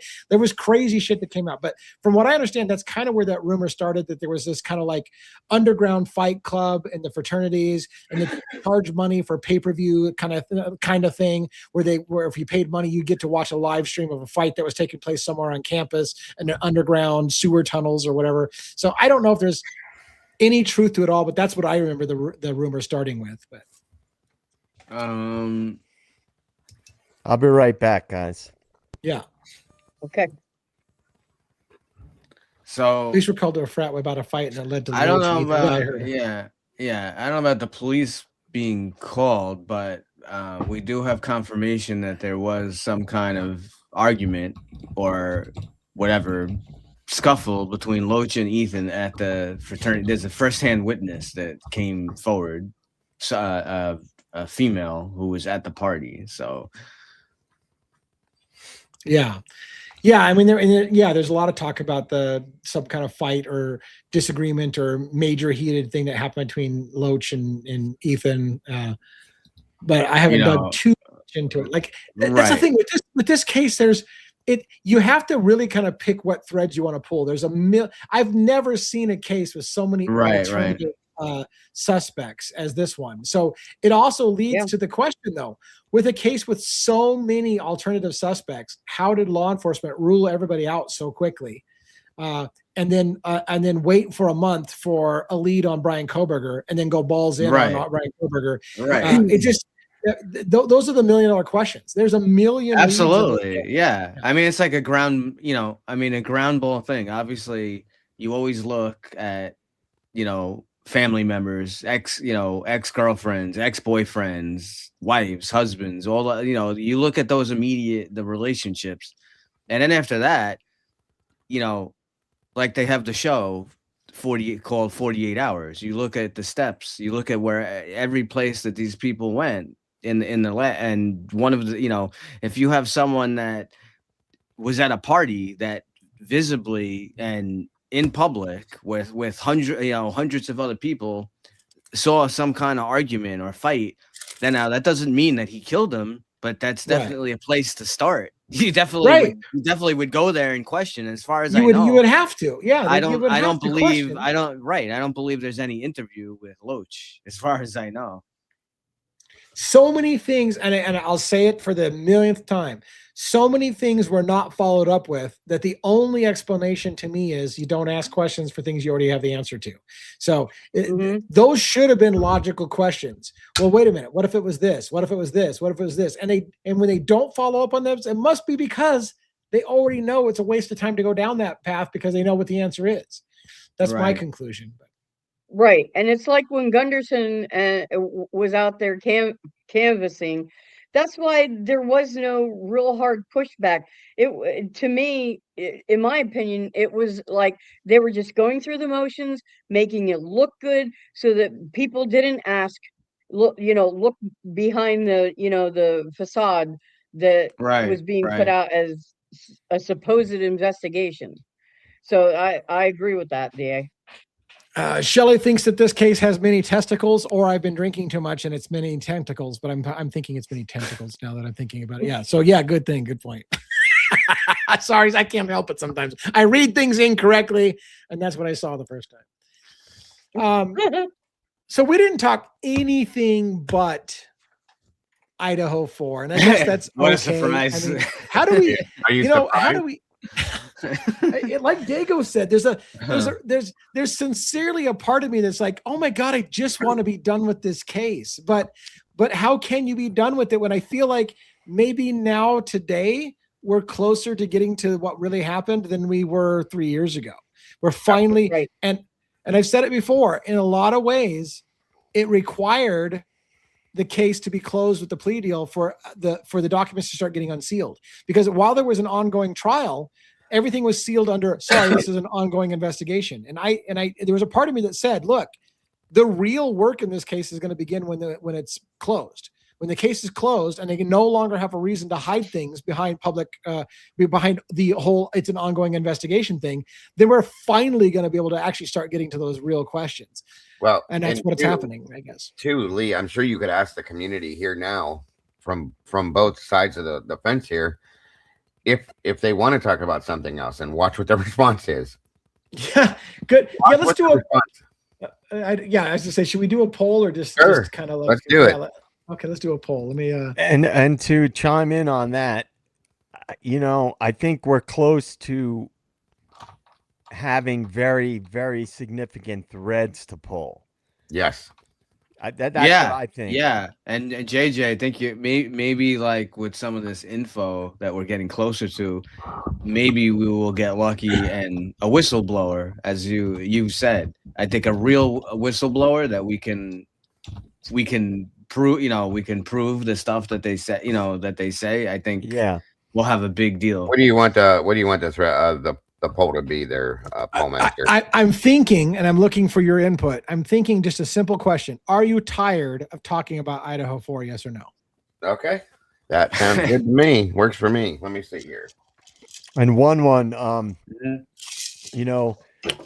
the whole whistleblower thing is something that I felt really strongly about for a while, because in an area like that, with the university being so dominant in that area, right, I think people would be.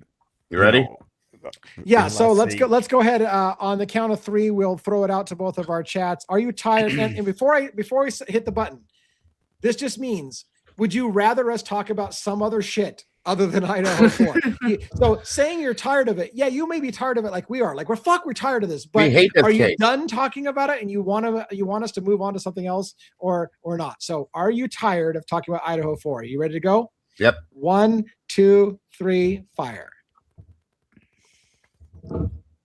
Yeah, because truly, he's right, folks. I fucking hate this case. Absolutely do. But I'm not going to stop talking about it. I can't. Or at least not right now, unless you tell me to. We got 50 votes over here so far, 60 votes on our side. Mm-hmm. Holy shit. Well, just like the groundhog, guess what, folks? It's going to keep coming back. It's going to keep on coming back. Yeah. We're running about 95% are not tired of talking about it. Yeah, I'm at proof is in the pudding. I couldn't keep talking about it unless I was still like invested. And that's what I mean. Like you're right, because there's so much more to this, you guys. Like Joe said, there's threads that are starting to dangle now that we have to pull. It's not that we want we have to pull on to unravel what is happening now. And every time, like, I feel like, okay, guys, you know what? I'm going to do something different. I think about it the night before. I wake up the next morning and boom, the bomb dropped. And it's like, shit, okay, change of story. And I go back in to do what I'm going, same thing. So there's never not a time to talk about something in this. And I wanted to talk about something in more general, like overarching type of thing. Humans have instincts. We have them for a reason. It's part of it's in our DNA. It's a survival mechanism that humans have. Now, science has not been able to figure out how to study that yet. But, I tend to think it's like connected to like quantum physics. Like there's an energy field out there and we are tapped into it. We just don't always know it. Yeah. We pick up signals from things. I've believed this for a very long time. And that we pick up signals and the quote unquote gut instinct is often not trusted a lot because we're all wacky humans. We question everything. We've got our history and our intellectual, state of mind and all these things. And we question our instincts. But I think gut instincts one day, probably long after I'm gone, there will be a way to measure it. And then credence will be given to people, some sort of telepathic communication that occurs with humans. And it has been studied, by the way, because when I was in college, I did a paper on experimental psychology paper with parapsychology, and they have done a lot of studies on like morphic resonance and things like that, where and ancestral memory and all these kinds of things. Anyway, my point is, we all have instincts for a reason, and when certain cases or certain things that are going on trigger that, you have to follow that. And that's what leads to us pulling the threads. It's a gut instinct that there's something here. Yeah. Yeah, it's kind of deep, getting all metaphysical and shit, and philosophical and all that shit. But it's. I think intuitively, people across the world know that this case stinks to high heaven, and so yes, while there's a large number, unfortunately, and I don't like to use this word, but a large of sheeple who just go along with whatever mainstream media tells them.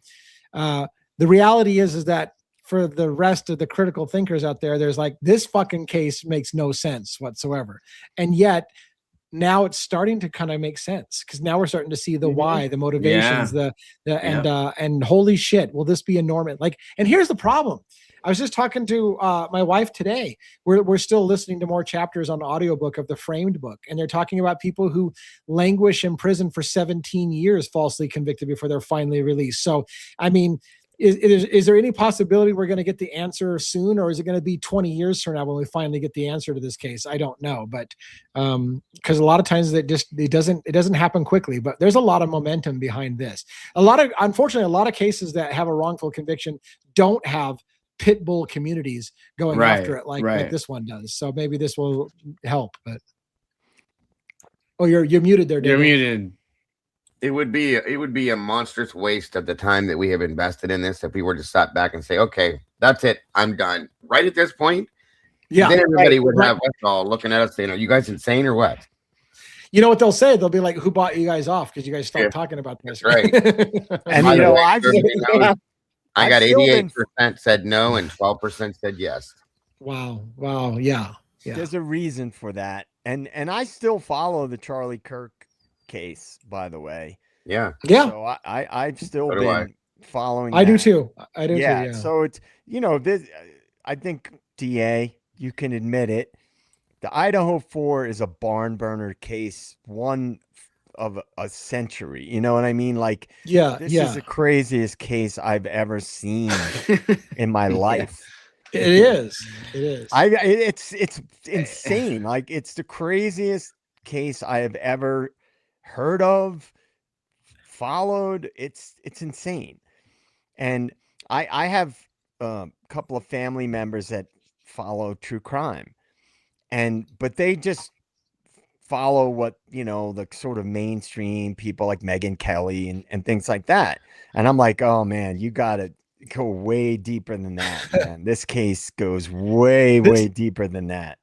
This case is monumentally obsessive for it's the true crime case of the century, it feels like, because of just the absolute. And again, it's funny. It's not, they keep wanting to tell you it's as simple as what it said. It's just an incel who decided to kill 4 people. And yet it can't be, because everyone in the world's like, that's fucking bullshit. Like, okay, not everybody, because again, there's a lot of guilters out there. They're even starting to falter though. And then right. Before I get to this comment, because I want to make a side tangent with this. I've had people tell me, DA, I've always felt BK was guilty, but one night I watched your show and your panel talking about this, and I'm like, oh my God, maybe I was wrong. So that right there is quintessential. The reason why it brings tears to my eyes to hear people say that we're making a difference, that there are people who are like, I thought that was an open and shut case, but I listened to you guys and I'm like, fuck, now I'm not so sure. So that's what we're doing. Too. Yep. Yeah. Guys, that crime scene. Yeah. There is no fucking way. DA gets mad if I say freaking. So no fucking way that fucking word, Joe. Carnage was inflicted on people by this guy with no history of violence. Yeah. in that short of time, and there was nothing but trace DNA on a knife sheath that looks Yeah. like it literally somebody just bought he- it at Walmart and drove it over there. And he doesn't This is even have it. And he Yeah. doesn't have a scratch. And he doesn't have a scratch on him. And Not and, even- and, Nope, and, it's and I just want to side tucked right tangent because sorry, go ahead, Robin. No, I was just saying it was just like tucked right in there, just nice as you please. How Yeah. convenient. Yeah, it's funny because this is a guy that was squeamish. His sister said he was squeamish over the sight of a paper cut one time with blood. So that the guy who's squeamish over a paper cut is the guy that you think hacked up 4 people and got blood all over himself and all over the house. Real quick, I wanted to mention I've seen several chats tonight bringing up Tommy Jude. Yes. I want to say this. I didn't know Tommy Jude as a person. I watched a few of his stuff. I know that some of you on my panel have watched Tommy Jude a lot. I want to say Yes. that Yep. what I've been convinced of is that so much of our community loved Tommy Jude. It was a Tommy was a good dude. loss. It was a loss. You got and Yeah. we had a nice tribute on our show. to Yeah, him. he was liked actually. him. You were actually organizing with him. He was going to come on your show, and then he Right. got He was sick. supposed to come on the show. Yeah. So I Yeah. just want to say for those who keep mentioning Tommy Jude, what a blessing to the family of Tommy Jude to realize that he is such an impact that people on other channels are still talking about him about, oh my God. Yeah. Like somebody said tonight, your show is the closest I've seen to Tommy Jude's show as far as, and I'm like, this guy made an impact. So I just wanted to He was take a saying- moment to Tommy- remember Tommy Jude. Tommy was Yeah, family for sure. he was saying for a long time that this was involved with drugs, and he spelled out he was positive. I mean, he did one of his last shows. I have it bookmarked. I it's like a 4-hour live, but it was like an hour where he went through everything that he believes happened, and Is that the one that I was on and- the panel for? No, you weren't on the panel. Okay, then it was this On that one, but he very, very strongly said, again, these are threads, theories, it's not concrete info, but Well, he knows the I've truth said it now. 1,000 times that Jonah Chapin now being at the food truck is a huge deal. Have to- Yeah. Real quick, And I'm Tommy- gonna go ahead. Go ahead, Robin. I was just gonna say Tommy's up there shaking shit loose. I firmly Yeah. believe that is what is happening right now. I mean, Yes, if ma'am. people left and right are catching little bits and pieces that are coming together to show the whole, and I firmly believe that Tommy is helping that along. I firmly believe it. Yeah, Tommy. So just Tommy- before, just so I don't confuse people, as I know we're not going to go into a whole big thing about him. Jonah Chapin was arrested 3 days later. He's a huge violence drug dealer. I think he has connections to the Aryan Nation as well. He's actually he's on a U.S. Marshal hold right now. He is not related to Ethan Chapin. Yes, he has No. the same last name as everything else in this case. How many people have the name, Jack, and he's not related to Ethan at all. So And someone real- just mentioned the Fight Yeah. Club DA in the Yeah. chat again, because I Yeah. saw it come up a few times tonight. Yeah. I don't discount anything. Right. Like that's Right. the thing. People have to understand that about me. I'll pull a thread and we all dig into it. But I understand fuckery. And so I don't discount anything. It's some Yeah. of the shit we've all learned in our lives and we found out that was going on. Like nothing shocks me. No, the craziest shit that could come out. I mean, some of the shit our government's been doing for many decades, most people wouldn't be able to sleep at night if they knew. So nothing shocks me. I don't rule out anything that could have very well been going on there.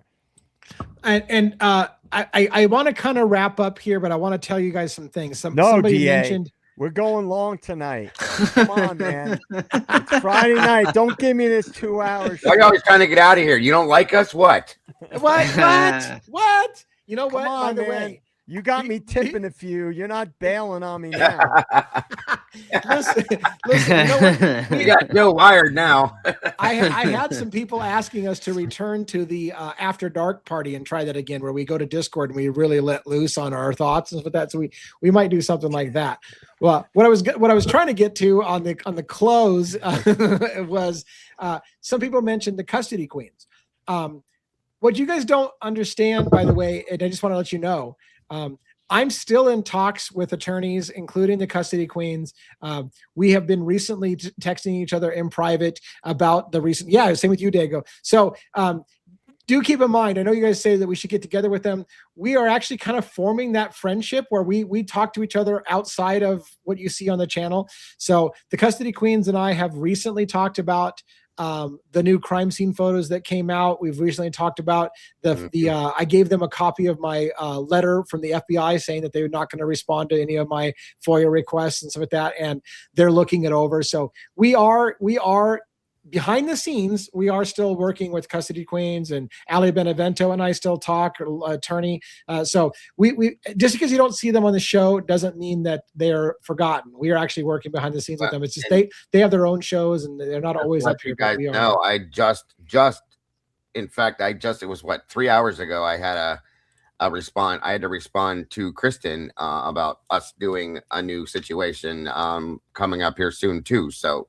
Nice. It's coming full circle, guys, all the way around.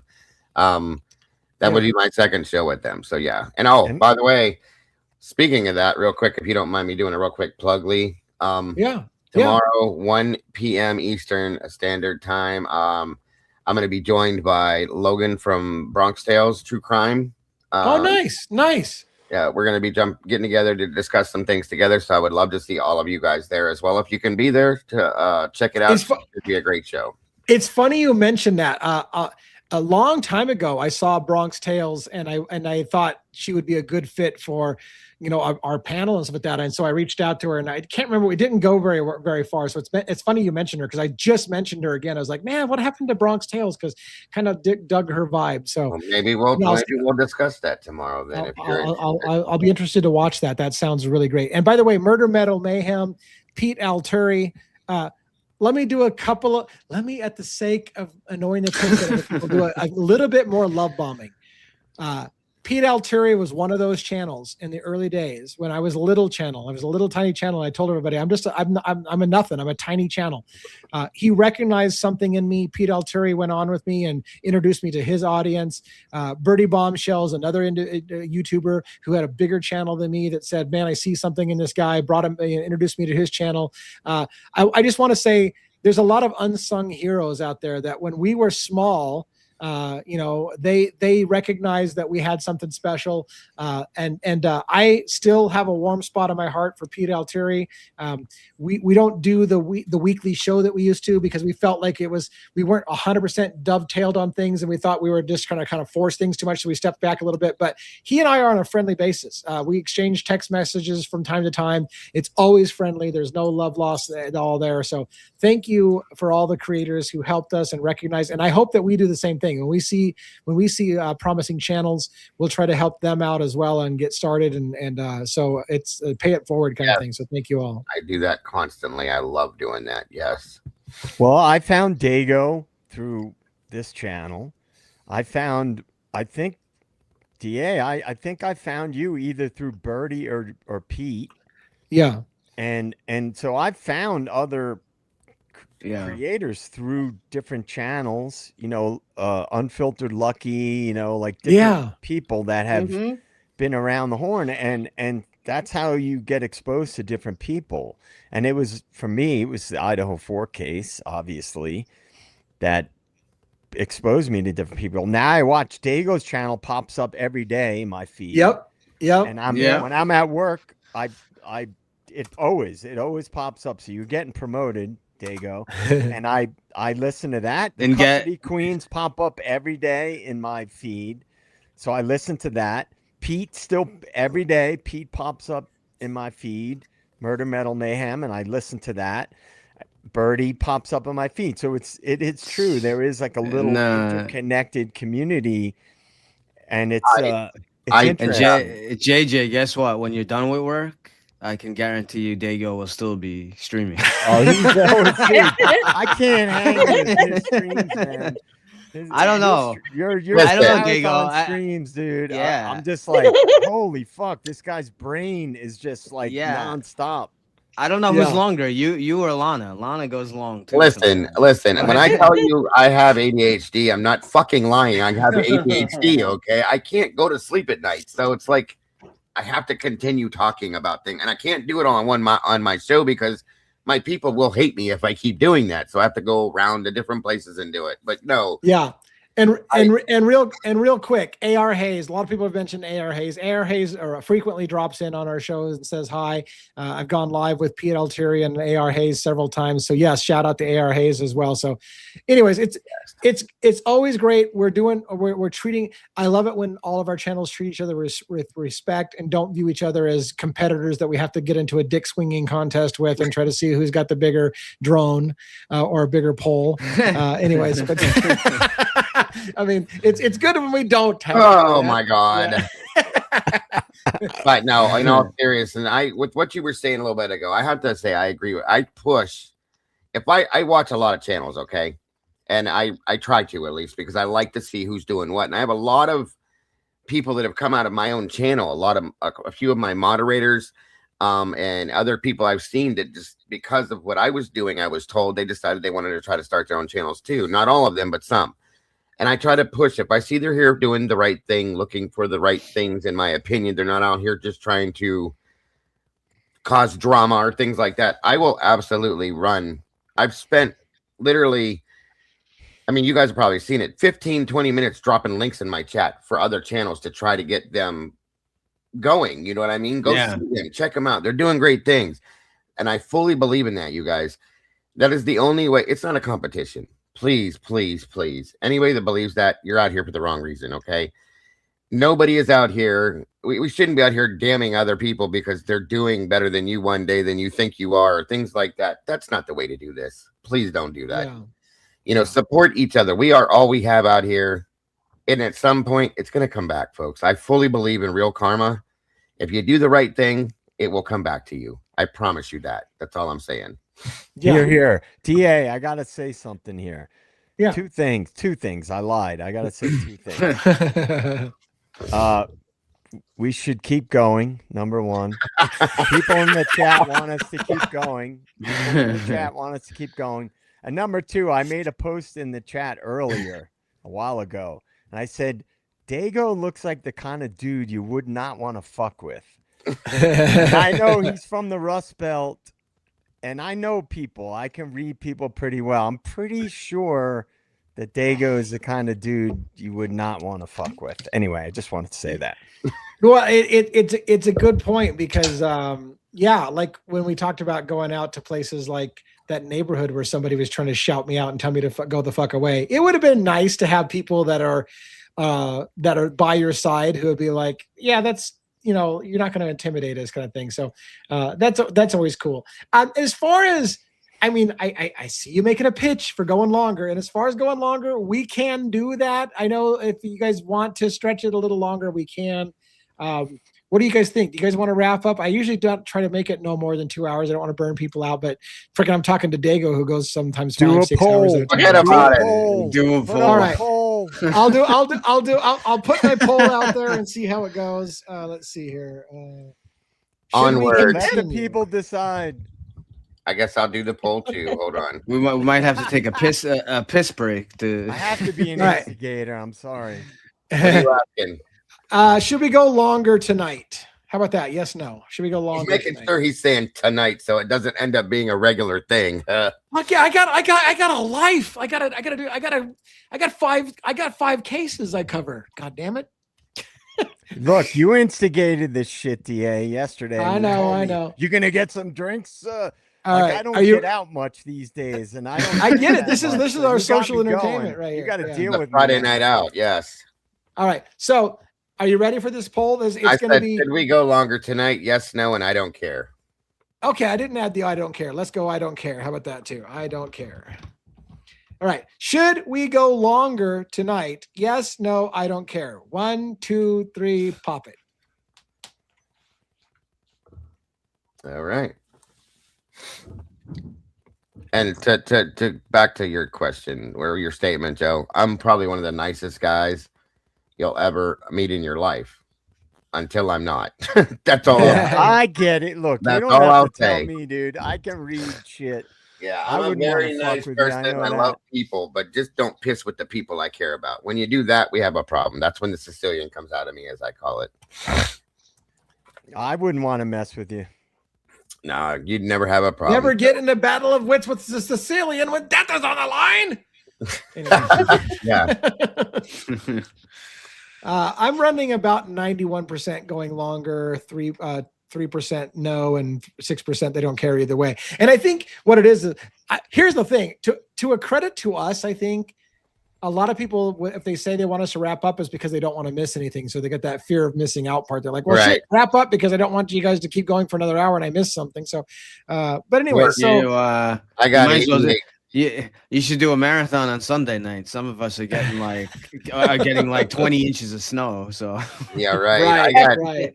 I got 88% says yes, we should go longer. I have 0% that says no.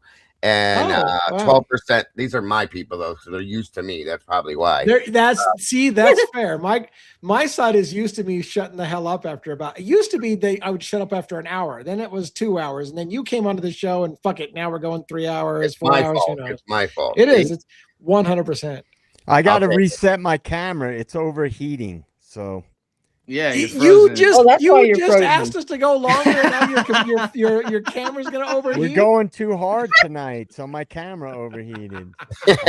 I'll be right back. All right. If we're gonna go longer, how should we do it? Should we take questions from the audience and spitball some shit? Should we have somebody come up on screen with us and ask a question? Yeah. Or maybe see if someone wants to come up. Make it fun. We're in bonus time. So if you guys got a question. Again, keep in mind, we do have more cases we follow. We follow Delphi, Richard Allen's appeal. We do talk from time to time, obviously still about Luigi Mangione. We talk about Long Island serial killer Rex Heuermann and the related cases like Shannon Gilbert's disappearance. Mickey Stein's, which I still think that case is going to be monstrous, and many more. So. Somebody wants us to do karaoke. You would have to do it. You got the voice. We don't have the voice. So. What's the topic on call? This is it. The topic is what you guys fire at us. Fire at us a question. I see a lot of people asking about the autopsy reports. See, I can't comment if they haven't seen it. Yeah. Right. I didn't really... a little bit, but it's not really much of a report, you guys. It's just a little bit more they gave us of certain things. That's it. So, and I didn't go through 90% of it. I just got a chance to glance at it because I can't even find a link to it. I tried to find it when somebody said the autopsy report out there, and I couldn't even find the link to it. I'll give it to you. Hold on. And I just want to kind of, I saw several things in the chat saying, I wish they'd read the documents. Well, they just dropped yesterday. And so you have to remember, folks, we all have like other responsibilities. Diego has his own channel. One, he's got a demanding job. I'm working 10-hour days right now, folks. I've been looking at blood for 5 days, you guys. We will get to them. We will get to them. So, and if you guys have ever, this is one of the bitches I have. It's not a bitch about Lana, but I have people tell me all the time, I like Lana because she actually goes over the legal documents. And I'm like, I go over the legal documents all the time. And here's the worst part. When I do go over a legal document, I fucking go in depth. Like I talk forever about the legal documents. So I do cover legal documents. But again, as Robin said, there's only so many hours in the day. Did you fix your camera, Joe, or is it just temporary? Yeah, no, my camera overheats. It's a decent camera, but that's one of the things that's not great about it. If it's a longer stream, it overheats. So you just got to unplug it and reset it. You got to put yourself a fan blowing on your camera to cool it down. Yeah, it's just whatever. Ice pack underneath. Do we do a call in? Queen of Denial. Yeah, let's do a call in. Let's let me throw the link in the channel. You want to come up on the screen or something like that? That'd be great. Why not? We're in fucking bonus time now, so anything can happen. Anything can happen. Let me put a link back here. Yeah, so if you want to do a call in, come join us on screen, and we will talk to you. Look in the private chat, Lee. Okay. Oh, well, how come I don't find the private chat area? And Robin, I sent you that picture on Discord, by there the it way. is. Okay. It's on the side. Yeah. Oh, I think thank you I very think I much. gave you the same link twice, Lee. I'm sorry. Oh, that's okay. Got it. Okay, so this is the autopsy. This is the new. Redacted exhibit. Okay. This is all 155 pages, I think it is. Oh, good Lord. I can't do that on the fly. No. It's not gonna be tonight. I'm just giving it to you so you have it. I appreciate it. And Amanda, who's our kind of document queen, she told me that she's got it on our Discord as well. So thank you for sending that to me. Well, there you go. I figured she would have it, but yeah, no, it's okay. I thought maybe we're gonna pull it up and talk about it tonight, but I don't think we can with 155 pages. I'll be here all night. We'll be here. We'll be like Twiz and fall asleep during our lunch. Does Twiz fall asleep on his own show? He has. He has. He was on for 12 hours one night because he fell asleep. I did that one time. I fell asleep once on the thing where and of course my lovely mods that love me so much because they're assholes took screenshots of me doing this. Because I just fell completely out. I think I was on a 10-hour live or something because it was a hearing or a trial or something. But yeah, that's hilarious. That's hilarious. All right, somebody said they wanted to join us backstage. Yeah, there's someone in it. Yeah, we need a link in the chat. Did I not post? Oh, I thought you put the link in. Someone is asking here. How do you call in? So, you click on the link in the chat. The StreamYard link in the chat will take you backstage. There we go. Tommy Boy Charm is. Oh, is backstage. Tommy Boy Charm. We ready? Ready? Are you ready? Let's bring her up. What's up? Hey. Hello, Tom Hey Boy. there. Good evening. Tommy Boy. Tom Boy. Not how you doing? Not Tommy. I just dropped the Y. Pardon me. Like I've had a few drinks tonight, so. So I have a question. Have y'all seen Gower's second interview? The one that I have. Yeah, I didn't get to watch it yet. I watched it. I watched it earlier. What do you think of the bomb? Dago said it was huge, right? Dago, you were like you thought it was monstrous, right? In my opinion, are you talking about the police thing, Tomboy? Well, yeah, that too. Yeah. What other one are you talking about? I didn't get into everything. Has anybody seen a document that the red Jeep was broke or? Oh yeah, that I forgot about that.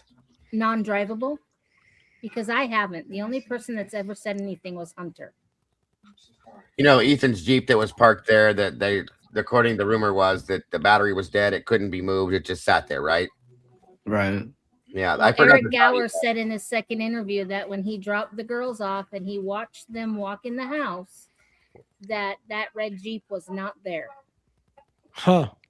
And there was a black SUV and a silver car, double parked. Which to me, when you say double parked, you're on the road. Mm-hmm. Or behind another vehicle or something. Yeah, right. But you're on the road. Double parked means you're pulled up parallel with them. Right. Yeah, and if anybody who's been to that neighborhood knows that if you're double parked and you're in there's like next to no room to move around in that place. The roads are really tiny, and it's you have to like do 3-point turns to flip around and go the other direction. It's tight there. Mm-hmm. Yeah, motorcycle always came in handy when we were in Moscow. Sure. Yeah. Especially on those so what do you neighborhoods. What do you, since you brought it up, Tom Boy, because we haven't talked, I didn't get to go into Discord with you guys like I do after shows, but so what's your take on that? What do you think? Well, first of all, I don't think we ever see whether he says the Jeep was there or not. I don't think we ever see on the cameras whether or not it leaves. No. But then again, you're missing everything up until 12:55. So they could have been home at midnight, like they said. Who knows? They could have been in that room hiding or like doing their own thing, and somebody went in there after them first, and then the girls came home to that situation. Maybe, yeah. And then Mr. Gower himself, he just he just overloads his own asshole because he just doesn't shut the fuck up. Dude, shut up. He's not lying, Lee. He would not shut up. He just kept talking. And Lana's like, "You want to keep talking? Keep on talking, buddy. Keep Diarrhea. He picked up a fare at what the hell's that bar's name? John's Alley. Yeah, John's Alley, and said he drove him to Indian Hills. Yeah. And that's the same couple actually, that said that they were picked up that night by a police officer. And yeah. Ta-da! Yeah, it was. Yeah, he just didn't know. But then the two investigators that were questioning him are just idiots. I think they actually got them from a Cracker Jack box. Van Leuven is probably the worst form of a police officer I've ever seen in my life. Van Leuven was from the ISP Brian Drake case. Yeah, Van Leuven's horrible. His questioning ridiculous. Hi, Tomboy. I had a question for you. What did you think about when Lana, she locked into the one thing that Gower said when he was like, oh, he got booted and then freaked out or flipped out or whatever, and Lana was like, the cop, it was basically commenting on the fact that the cop didn't go, what do you mean he got booted? And because they knew what it meant. They knew the lingo. Mm-hmm. Yeah, I was listening to that. I listened to the whole thing, and I commented on this earlier. Gower seems, he's very well spoken, right? And he's a rideshare driver, allegedly, right? He seems very composed and well spoken and unaffected. He talking about a quadruple homicide. What did you think about that? Yeah, I don't think he was. It's like it didn't affect him at all. It's like, okay. Do you think he could be? I think what Joe's hitting at is, do you think he could be affiliated with an agency or an organization to infiltrate the campus? Yeah. Good, because that's what popped into my mind. You know, when I was listening, I'm like, this dude is like blasé about the whole thing. He's like, oh yeah, like calmly talking about everything. He's super well spoken, never stumbles on a word, never stumbles on anything. He's got an answer for everything. It's like, dude, you're talking about a quadruple homicide. You supposedly knew these people, and he was completely unaffected the way that he was speaking. That's what struck me the most about that interview. Yeah, and he said first off that, the FBI took his phone to download, and he said, well, all the information's on my phone, but I don't have a really good memory. But I'm telling you, this dude was spot on times and dates and everything. But he did call Dylan a dude. Yeah. Or hinted at least that, yeah. Yeah, well, I didn't know if it was a man or a woman or whatever he said. I forget the exact words. But he also said that he got the text, are you driving on Thursday? Oh, wow. So, I mean, there was just a lot. Along that lines, I mean, I don't mean to sidetrack it, but along that lines, there's a lot of points in this case where it feels like a fact happened, but when it happened is wrong. Like, when did Bethany see the flash and the firework? When did it's like the what's being reported may be true, but the time of when it happened is incorrect. And that's and again, if you're a person who believes in a lie, the best lies are based on reality in some extent, because it makes it easier for you to tell the lie if you at least have it based in reality, something that actually happened. You're just fibbing about when it happened. So there's a lot of those weird moments where, like, did that happen on Thursday? Did it happen on Friday? Maybe it really did happen, but what day did it happen? And that makes a difference. We did have another guest, by the way, join us backstage. Well, I'll hop down. Y'all could BS. Okay, well, thank you so much for joining us. I appreciate that very much, and we'll make room for another person then to join us up on stage. Thank you so much. Thank you, Boy. Great job today, Jared. All right. Let's make room then for Shelly. And you're on stage. I got to move the parental advisory off your face. It looks like. There you go. How you doing? Yeah, I'm very well, thank you. Hello from Australia. Oh gosh, it's so amazing. We have so many people from Australia who watch the show. It's so Yes, cool. we love our Hey, Aussies. Welcome. What's going on? Can I just say that your chat and your panel is so diverse that it's really interesting to get back onto a panel or see a panel that is having these conversations, whether it's Idaho 4 or it's any other case. It's great to see your perspectives from each one of you. I really enjoy that. Thank you. I appreciate that very much. And I think it's kind of funny because the panel just kind of evolved and we kept adding different things, and we've got a really good mix now. We've got a really good mix. And I love that people appreciate the panelist and the kind of, it's funny because some people think we're all an echo chamber and we all say the same shit, but I don't think so. I think we have different perspectives on things. Thank you. You do. And you absolutely do. And I think that's what makes it so unique, that you bounce off each other with all your different ideas. And I've been watching Dago for a long time, since the beginning of this, and back with Carly Rodney days, and Lana and Jules and all of them. But I have to say about these 4 beautiful young kids, and I will call them kids, is that I wanted him to be the one. I probably, like the families, I wanted him to be the one because we all wanted closure in this. Closure, yeah. I remember at the beginning that we were all so frustrated because it was taking so long, but it really, in reality, it was only like 6 or 7 weeks.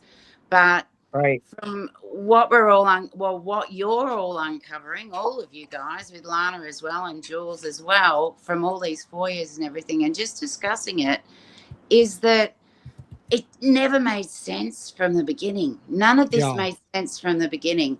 And you think about, they put a gag order on it, right? That to me is total injustice to begin with. Why? Because it's a high profile case. Well, there are many high profile cases that do not have gag orders as well. And also, now that the body cam comes out and everything, and the amino black in all the rooms and all the evidence that we're now seeing, I'm totally changed my tune on everything, thinking, I don't know, that they've got a guy, and I feel for the families because they need that end of day situation, and I understand that totally, that they do, but it's not making sense. It still doesn't add up because the evidence is not making sense, and the reluctance in the court of not allowing any other perpetrators' evidence to come in with that DNA and all of that sort of thing that happened as well. I'm beside myself now. I feel like we're back at square one when it first happened. So I want to thank you for being open-minded, because it's great. It's amazing when someone says, I wanted this case to get over. I wanted closure for the families. And yet you kept open-minded. So kudos for you for staying open-minded, because a lot of people wanted to put this to bed and they just wanted to feel like it was over. So thank you. And anybody like you who keeps an open mind and says, it could have been easy for us all to take the easy answer, but the easy answer didn't make sense. And so you stayed with it. So I really appreciate that. I want to cut us short a little bit because we got 3 other people queued up behind stage. So I just wanted to say real quick, Shelly, thank you for your long-time support as well. God bless. Oh, no problem. And thank you, guys. And thanks for keeping a spotlight on this, because at the end of the day, it's for the victims. Yes, absolutely. Yes, correct. Thank you so much. I love your accent, Shelly. Thank you. Thanks, very JJ. cool. And thanks to all the Aussies out there. I from what I heard, I was trying to figure out why so many people from Australia watch the show. Turns out people in Australia seem to be like more into true crime than Americans. So it's very cool. Appreciate you representing. We love you. I appreciate it very much. Thank you. And thank you for having me. Okay. You bet. Thank you. Thank you. Thank you so much. Thank you. All right, let's bring up, we got Marty, we got Laura Kaya, we got Lafcadio backstage. So let's bring up Marty and give everybody a chance to get some questions in.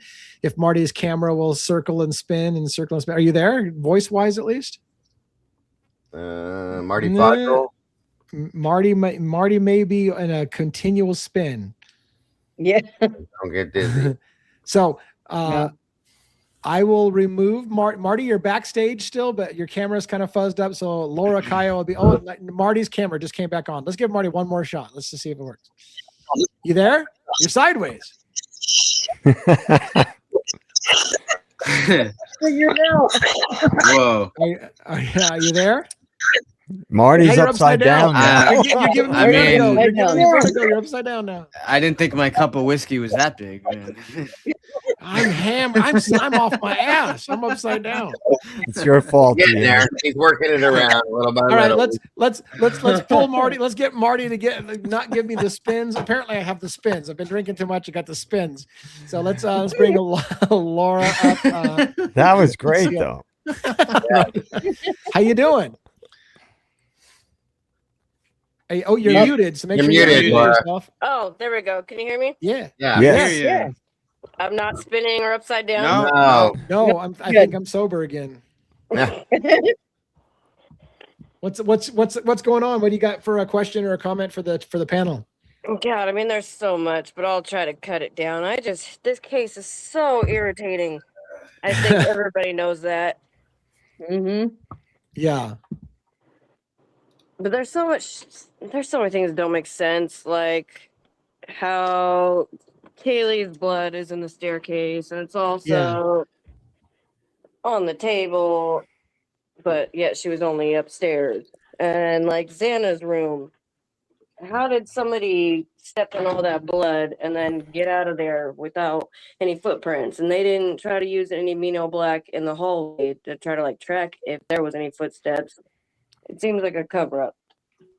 There did seem to be a pretty large pool of amino black outside Dylan's room for at least the footprint. There was a pretty large spot, and there was a big one that we pointed out at the sliding glass door on the second floor. Did you see But that I mean, one? coming out of Xana's room, like with all Yes. the blood that was in there, how would you get in there, do that, and then walk out and not? Right. So, like, what, you have time to take your shoes off or something? Like, why did they not put amino black in the hallway outside of Xana's room to see if there's any trace? Yeah. Cross contamination between the two floors should tell us everything, and we seem to have a really lack of understanding what floor started on and where the cross contamination goes and how blood tracked from one scene to the. Because if it was one person, they've got to track blood from one scene to the other. Right. They have to. Right. And you made a good point, because all of Kaylee's blood is found on the beer pong table. Right. That's it. Only hers. So Yeah, and the staircase between the first and the second floor, which why would you be there and be bleeding, right? Right. Mm-hmm.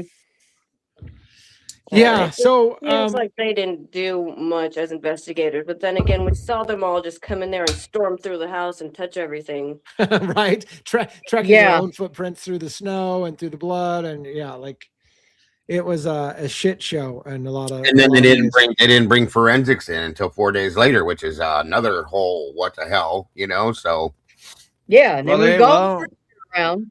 They don't need forensics. They already know what happened. Right. There you go. That's what I'm saying. That's what I'm saying.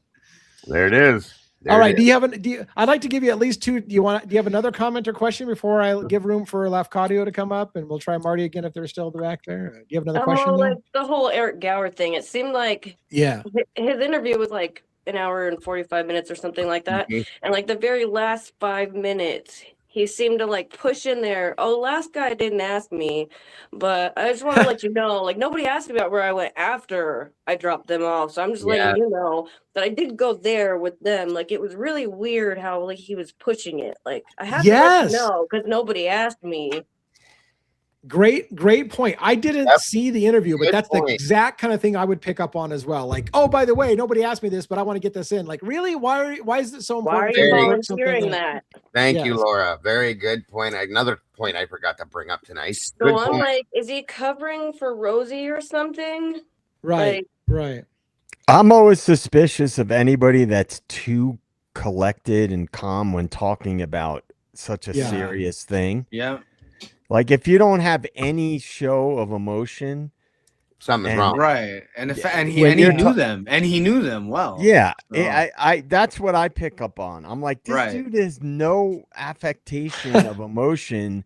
He's talking about a quadruple homicide with people that he interacted with regularly, and he's so calm and everything's just easy going, no problem, no emotion whatsoever in his voice. I was just like, that's to me a red flag. Can I ask you a question real quick, Laura? Sure. Do you think Eric Gower is related to law enforcement, or do you think he was just trying to talk like a tough guy? I don't. It doesn't make sense why he would try to pretend like I'm a cop if he's not. But if he's a CI, why would he pretend like he's a cop? So part of me. But he did mention like there was one of those law enforcement cars outside of the house that he was trying to maneuver around. I feel like maybe he's trying to like cover up. I still think Rosie's involved somehow. Like he seemed to be around there the whole time, and I can't get my mind off of Rosie. It drives me nuts. Honest answer. Yeah. I just want to add as we thank you, Laura, for coming on. And I'm going to let another person come up, but I just want to say this fucking case. There's just too many fucking people that we can't rule out. We don't understand their involvement. It doesn't make sense. This case is just, it won't freaking die, and yet we're the assholes because we want to try to understand. Yeah. So thank you for coming up. Yeah. That could be why Rosie was there. You know, I believe he was there between 3:45. The murders could have happened. Everything happened. What and the college rules the whole area there. So Rosie could have been reached out.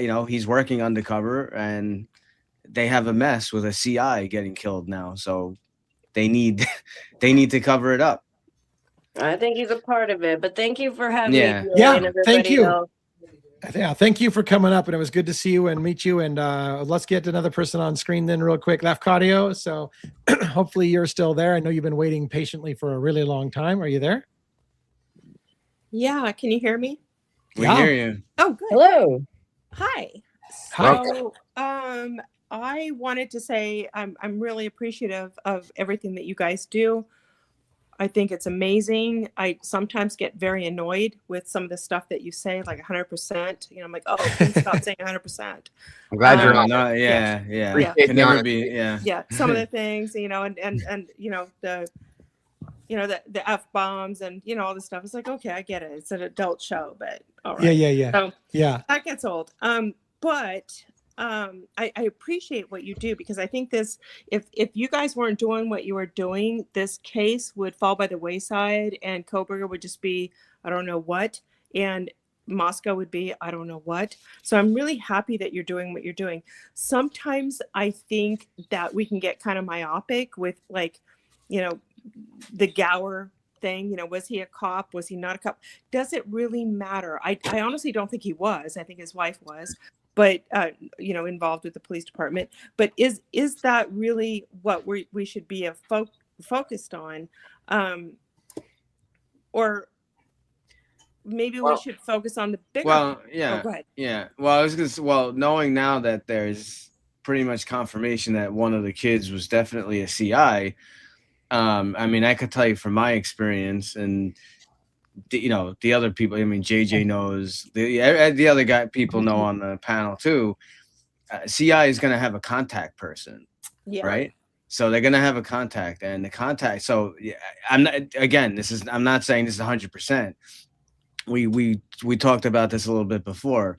It would be an easy way of, if you think about it, of Kaylee or whoever else, if Gower was working, if he was some kind of officer or some kind of agent to that magnitude, where he's the handler, where these kids who are at whatever fraternity, sorority, they give their info to him, and that would be a perfect cover.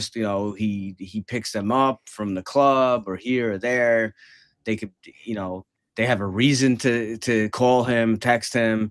They could easily pass him a note. He picks them up. It would be very easy to, he would fit the profile of a perfect handler. That doesn't mean I'm not saying 100% that's what happened, but yeah. And I think along that lines, all all details we can get at this point, I think, are pertinent because again, if Gower is a cop or if Gower was a contact with the CIA, why do I keep saying CIA? It's the weirdest shit. I've got some kind of freaking Freudian slip. JJ is freaking in my head, living rent free. The point being is that every little detail is worth paying attention to, because what the thing I always say over and over again is what I can guarantee you is it didn't happen the way they said it happened.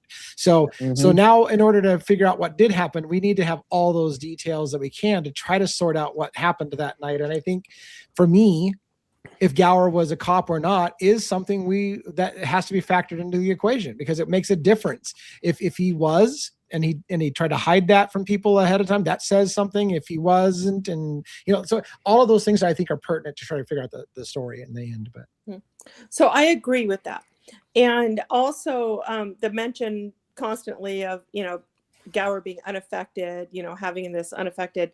Oh, sorry. You okay?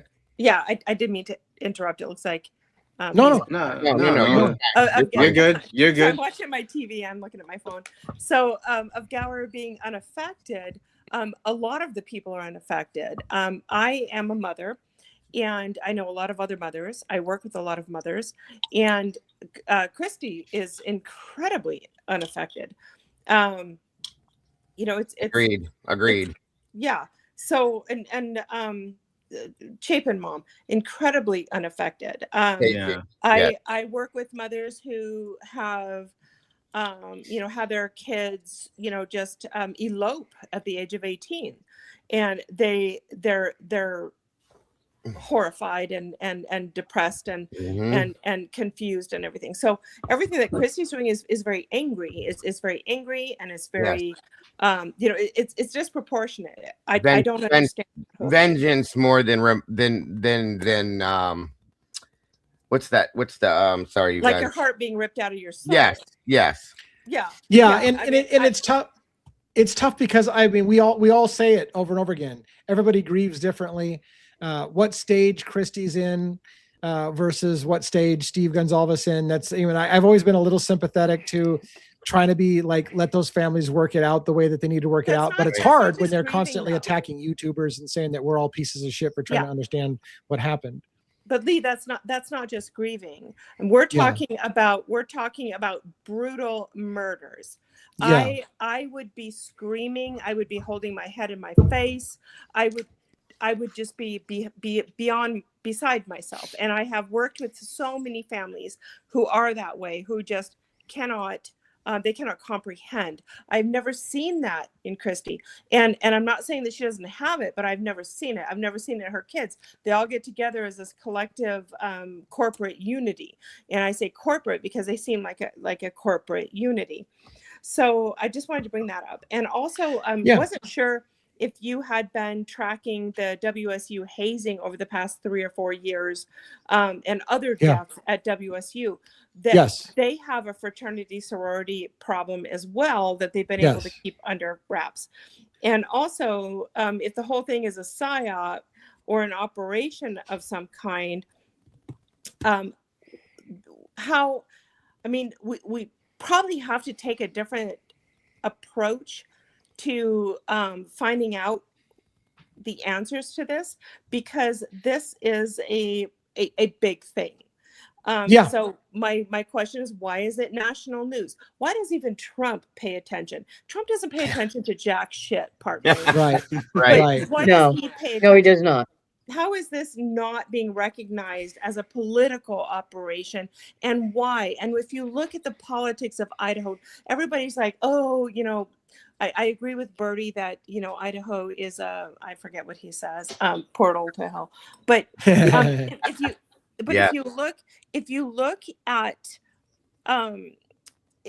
you look at Idaho politics, we are 100%. I just said it, the thing I hate you guys saying all the time, but we are 100% aligned with every MAGA 2025 operational directive at all. I mean, we were just like, we are a terrible state right now. we have good people in this state. We have extremely good people, kind people, good people. But the politics are just, ass kissing Trump and ass kissing Project 2025. And this happened, prior to that. So the final thing that I wanted to mention was that, yes, sometimes I just want to rip my hair out when I hear you guys going like, oh, that's Kaylee. Oh, that's this. Oh, that's this. Well, of course it would look like that if they had manipulated it for us to believe that. Yeah. There are ways to manipulate everything for us to believe the narrative. Of course. And I just think we really need to think outside the box. And that's all I wanted to say. And that's the best thing you can do. Yeah, thank you very much. I'm gonna let our panel talk about that a little bit after taking off stage, because we got another person backstage, Callan, queued up. So thank you for asking or for making those comments. Let's talk a little bit about what she said about the political nature of this. I tend to try to avoid the political aspect of anything, which is one of the reasons why we kind of stepped away from Charlie Kirk, because it was getting so political. But right. I mean, what do you guys think about the optics of this? Why would the president, that's a good point. Like, why would Trump even mention? At one point he said, I think Hitler needs to make that guy say what he did. Why did he comment on this case and not a half a dozen other cases? I think this would go along, JJ's touched on this. He'll go into depth, I know. Birdie's mentioned it too. The predictive, this could be, something about that predictive policing. They could be a program, that they're kind of interested in. The government, they're always testing new programs, new things going on. Deals with, you need a lot of funding. They're not gonna, if they need to do a test run, they're not gonna come out and tell the public, like people in here are talking about, it could be a deflection from Epstein. It could be launching Palantir. It could be launching off of labs. There's a lot of potential benefits for either distracting somebody from something else or to launch something or whatever. So, but I would say, what I was just gonna say that, but again, with the predictive, the AI stuff is like off the charts. Mm-hmm. It seems like every time with each passing week, each passing month, I think AI is gonna take over our whole life very shortly. And real quick, I want to say, I'm going to bring Callan up. Hopefully he's still there. I saw movement, but he hasn't moved for a while, so hopefully the camera's okay. He's there. You're good. He's moving. Okay, so real quick, I just wanted to say to the last person who was on, was it Lafcato that was on? I want to say I appreciate you that you say, hey, I could do without all your F-bombs and yet you're still here listening. So thank you for being open-minded. I realize I drop a lot of F-bombs. I even encourage JJ to quit saying, we're not going to pussyfoot shit. You're just going to say what it is. So thank you for bearing with us when we talk for your about honesty. And that you can disagree. You can agree to disagree. Douchebag fuckery. All right, let's bring up Callan on stage. I just wanted to say something, though. Yeah. I wanted to comment on that real quick, DA, what she said. I've been saying for a long time that high-impact events are usually watch what happens as a result of them, right? Yeah. So it's not just the event itself. Look at what follows it. And the predictive policing and domestic surveillance and the DNA, what I believe will end up being DNA databases for citizens. Because it's like, oh, we could have prevented this if we had more predictive policing and a DNA database for citizens. So I always look at the bigger picture and how these big high impact events impact that kind of stuff. So I agree with what Lafcadia was saying about agendas. That's, I think, the crux of what she was getting at is there's agendas at play. And I agree 100%. All right. Well, perfect. Callan, how you doing tonight? Doing well. Thank you, guys. And love the panel. This is one of my main channels that I follow as far as this Idaho case goes. And so I appreciate your guys' time. This is fantastic. And I got to give a shout out to Cat's Mojo in chat. Look, there's a lot of really cool people in this community and in the chat. And so Cat's Mojo, thanks for, kind of tipping the bear and making me call in. Nice. Perfect. I love it. I love it. I'm glad that you took the opportunity to come up. Do you have any comment or question you want to fire at the panel tonight, or? You know, as the documents come out, and especially now that these photos have come out, I have just a truck ton, but I won't ask them all right now. But one that's really just kind of stuck in my craw since the beginning of the document dump back in, I think, August. Everybody knows that 1122, the house was made of paper. Yeah. And everybody calls Dylan and Bethany the two biggest liars on the planet. And I want to besmirch their character. Yeah. But all the interviews that they did, every time they were talked about, and they said that they called, all 4 victims. If that house was made of paper, why were they never asked if they heard the phones going off? Thank you, sir. Thank you for saying that. Yeah. Yeah. Well, no, it's a great point. And maybe not related, but why the fuck are you calling everybody in the house instead of just walking one room over to go talk to somebody? Like, everything about that whole situation makes no sense. With the way that house was built, why couldn't you just call up and say, "Hey, what's going on up there? Are you okay? Call down the hall. Are you okay?" You could have very well.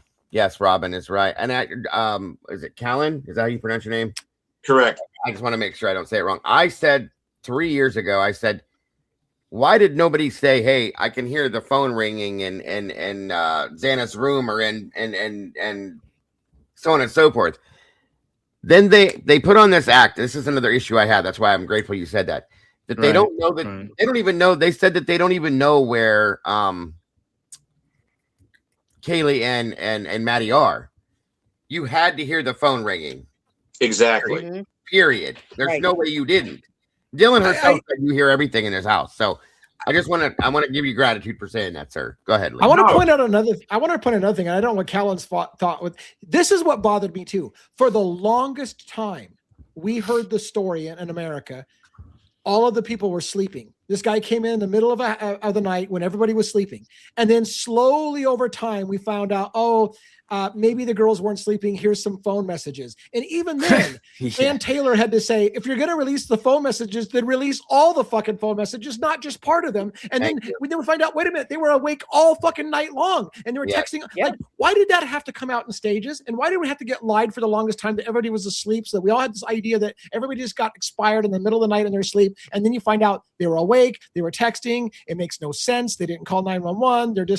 I see Xana laying on the floor, but I thought she was passed out, but I didn't bother to just go over and ask her if she's okay. I'm going to go call her instead. And it took forever to get those details to come out. Why? Everything came out like that, Lee. If you think about it, everything came out in small sections and little pieces. And I got to wonder, you guys, is it because they were basing it off of the reaction of the public?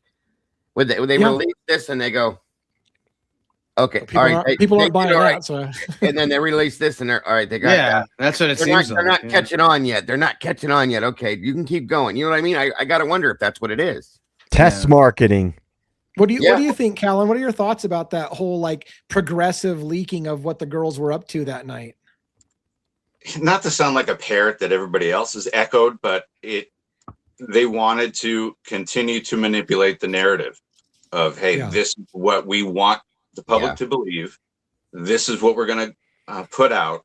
And when this case first started, I thought it was commendable for Idaho State to, put a mute order on a gag order on all the documents. I thought, okay, that's smart. Let's not taint the jury pool. But now that, BK admitted the guilt, and now that all the documents and pictures are coming out, I think it was a complete and total 100% backhanded narrative that they were trying to spin, that, hey, this happened. We're not going to give you the reason why. We're not going to give you the culprits. We're not going to prove who actually did it, but we've got our guy and he's the one. I agree. And it bothers me so much too, that even to this day, we in the true crime community are often shamed for questioning Dylan and Bethany's actions and the 8-hour delay of the phone call. And yet it's proven they lied to us. Oh, they were all asleep. Yeah. Okay, maybe Like, oh, like every step they get proven to have lied to us, and yet we're still the assholes for questioning the story. And a grand jury, according to Patterson, if you believe James Patterson talked to a grand juror, said, look, the grand jury thought those girls should be investigated, that their story didn't make sense, and they thought that maybe they should be arrested. So we're not the only ones in America, but yet somehow we're supposed to act like we're assholes for questioning the girl's story, and we're victim shaming. And it's just the narrative shaping this case makes me insane. Just so you know, Fizzy sorry, said, Diego, go ahead. I just want to say real quick, Fizzy said exactly what I was trying to say, and it didn't come out right. They were trying to see exactly how much they had to let out. Okay, that's what I believe it. That's what I was trying to say, you guys. But thank you, Fizzy, for putting it out there. Go ahead, buddy. I'm sorry about that. The last thing I was going to say is that the most frustrating thing with all the evidence and the documents and the pictures that have come out that we all have in our hands right now, mainstream media has not picked up on one nugget of it that says, hey, wait a minute, maybe BK didn't get it. It is so quiet. They won't. I mean, all the mouthpieces that are screaming from the mountaintops about Brian's guilt.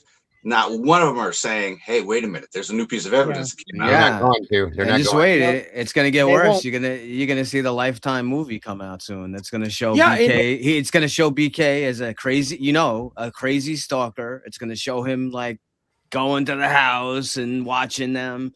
It's going to show all the lies that aren't true. They're going to put in that movie. Period. I mean, maybe I don't know how Callan feels about this, but I don't. When the footage came out that Jules obtained through the public records request of all the screaming happened between 2:30 and 3:30 in the morning, regardless of what you think it was, why didn't one single mainstream media source say new audio just came out that leads to questions? What do you think about this? Not a fucking one of them had the balls to talk about it or ask a question. Why? It drives me nuts. Because they've got their man. They've got the guy in jail, and R.I.P. I mean, no disrespect to the victims or the families, but they want to keep this under the rug, and they don't want to lift it back up to see if they did anything wrong. Right. It's terrifying how much we shape stories in the media. And this is what I say. One of the things I rail against on this channel is we try people in the court of public opinion and before they even step into the courtroom. And we've already decided and already told everybody how they should feel about the thing before the guy even goes. And yet we're supposed to believe we're a nation that believes in the presumption of innocence. You can't have it both ways. You can't believe in the presumption of innocence and then convince everybody in America that this guy's guilty before he ever steps into the courtroom. Exactly. It's crazy. Absolutely. Yeah. Well, thanks for coming up and joining us on panel. I really appreciate it. And I'm glad that somebody like Cat's Mojo pushed your buttons to force you to come up on the panel. It was great. It was great having you up here. I appreciate it very much. Appreciate your support. Yeah. Thanks, guys. Thank you, brother. All right. So look, we're at 3 hours and I'm now calling. Somebody stick a fork in me. I think I'm done. 3 hours is good enough. The alcohol starts to set in. Oh, come on. 5 hours. 5 hours. No, we're not going 5 hours. We're done. In my usual fashion, I'm going to go around the horn. Dago, JJ, Robin, and then 1-1. So you guys want to close? Dago, you want to give some closing thoughts? Sure thing, guys. Thank you again for a great show. Thank you to the community, all of you guys out there for supporting us the way you guys do. We love every single one of you guys for the support. I want to say I enjoyed everybody coming up here tonight, asking the questions, making the statements. We appreciate, I can say that I appreciate your guys' honesty, whether it's good or bad. I appreciate that. That's the way I like to see and hear it. And again, thank you to the amazing, my partners here on panel, partners in crime, or true crime, I should say. Thank you guys very much for being who you are, as always. And I'm looking forward to the next time. Thank you guys. Have a great night. Awesome. Thank you so much. JJ, what do you got for closing? Yeah, thank you, everybody. Thank you to everybody on the panel and the people that came up on stream, the denizens, the meatballs, and the mods, of course. Man, I'm glad we kind of went overtime a little bit, DA. I think sometimes it's good to draw outside the lines a little bit. Yeah. And I think themes have been coming into focus recently with this case. I think we can all agree we're starting to see patterns emerge that if you zoom out, the bigger picture, the power structure related things, because anything that was going on within Moscow that was connected to other like bigger agencies and law enforcement. And as I said earlier, the money aspect of it with the university and so on. I believe those are usually the threads to pull because they weigh heavy on the things that happen with us lowly citizens in the trenches. And I think that I'm thankful to see a lot of people waking up to the way things are really done, you know, and I think that tonight and yesterday as well kind of renew my faith in people's ability to see things, you know, and I think that it brings me hope that people are going to start hopefully waking up and realizing, man, that a lot of the stuff we're told with cases and a lot of what the mainstream media says is largely horseshit, quite frankly. Colossal fuckery, as you might say it as well. Even though some people don't like that F-bomb, but as I always Robin, say, fuckery. Yeah, fuckery. It's a colossal level of fuckery. Robin, what do you got for closing? Oh, that's funny. Well, you know, this has been amazing tonight. I don't know. There was something in the air tonight. Maybe it's a storm coming. I don't know. But you know, just we have between both channels, people, we have 501 souls that are still here 3 freaking hours later watching us. Thank you to each and every one of you, and there were even more of you who were here. There was like 530. And so thank you. And you guys, like, you have been here. Like I'm like on the numbers like all the time. Thank you to each and every one of you. We could not do what we do without you. Please subscribe to the channel, like this video, comment on the video after it's over. Thank you to each and every one of our guests who came up on panel with us tonight. That was amazing. We don't bite, as you can see. And just, you know, I didn't love bomb earlier, so I'm going to do it now to my, everybody here on the panel, to our amazing mods, the minions, to the chat, to the meatballs and the sauce over on Dago's channel and the Blue Crew. Yeah. So thank you for being a friend. Nice. Well said. All right. One. How do I follow up after that voice? Right? You got to do the singing. Come You got to on. do the Can't singing. do Sing it. us out. Thank you for being a friend. Oh. Nice. All right. Very good. Very good. What do you got? See, we should have done karaoke, guys. Yeah. Thank you, Meatballs, Denizens, the panel. Thanks to all the guests that came up. Great questions. As Robin said, we will not bite your head off. As you come up, you're respectful. Even if we disagree or we have a difference of opinion, we can have, a constructive, debate back and forth. That's what it's all about, getting to the truth, and keep fighting. We're definitely going to look at the document that came out with all the autopsy stuff. Yeah. I'm sure we'll be discussing it tomorrow. So, thanks to everyone. Thanks, like you said, JJ, Dago, Robin, obviously Bossman. Great show. And I look forward to seeing you guys tomorrow. All right. Well, thank you very much. And because I love bombed everybody so much earlier, I won't do it again right now, but you guys all have my appreciation. It was a great show. Looking forward to doing it again tomorrow night. Every night, 6 p.m. Pacific Standard Time is our regular thing. We do long form videos on 5 or 6 cases or whatever the hell entertains our fancy, but we can't get away from Idaho 4. Thank you all for watching. There are documents for us to review. We will be doing work and we'll get back at it tomorrow night. Thank you and have a great evening. Have a great night, everybody. Good night, everyone. Good night.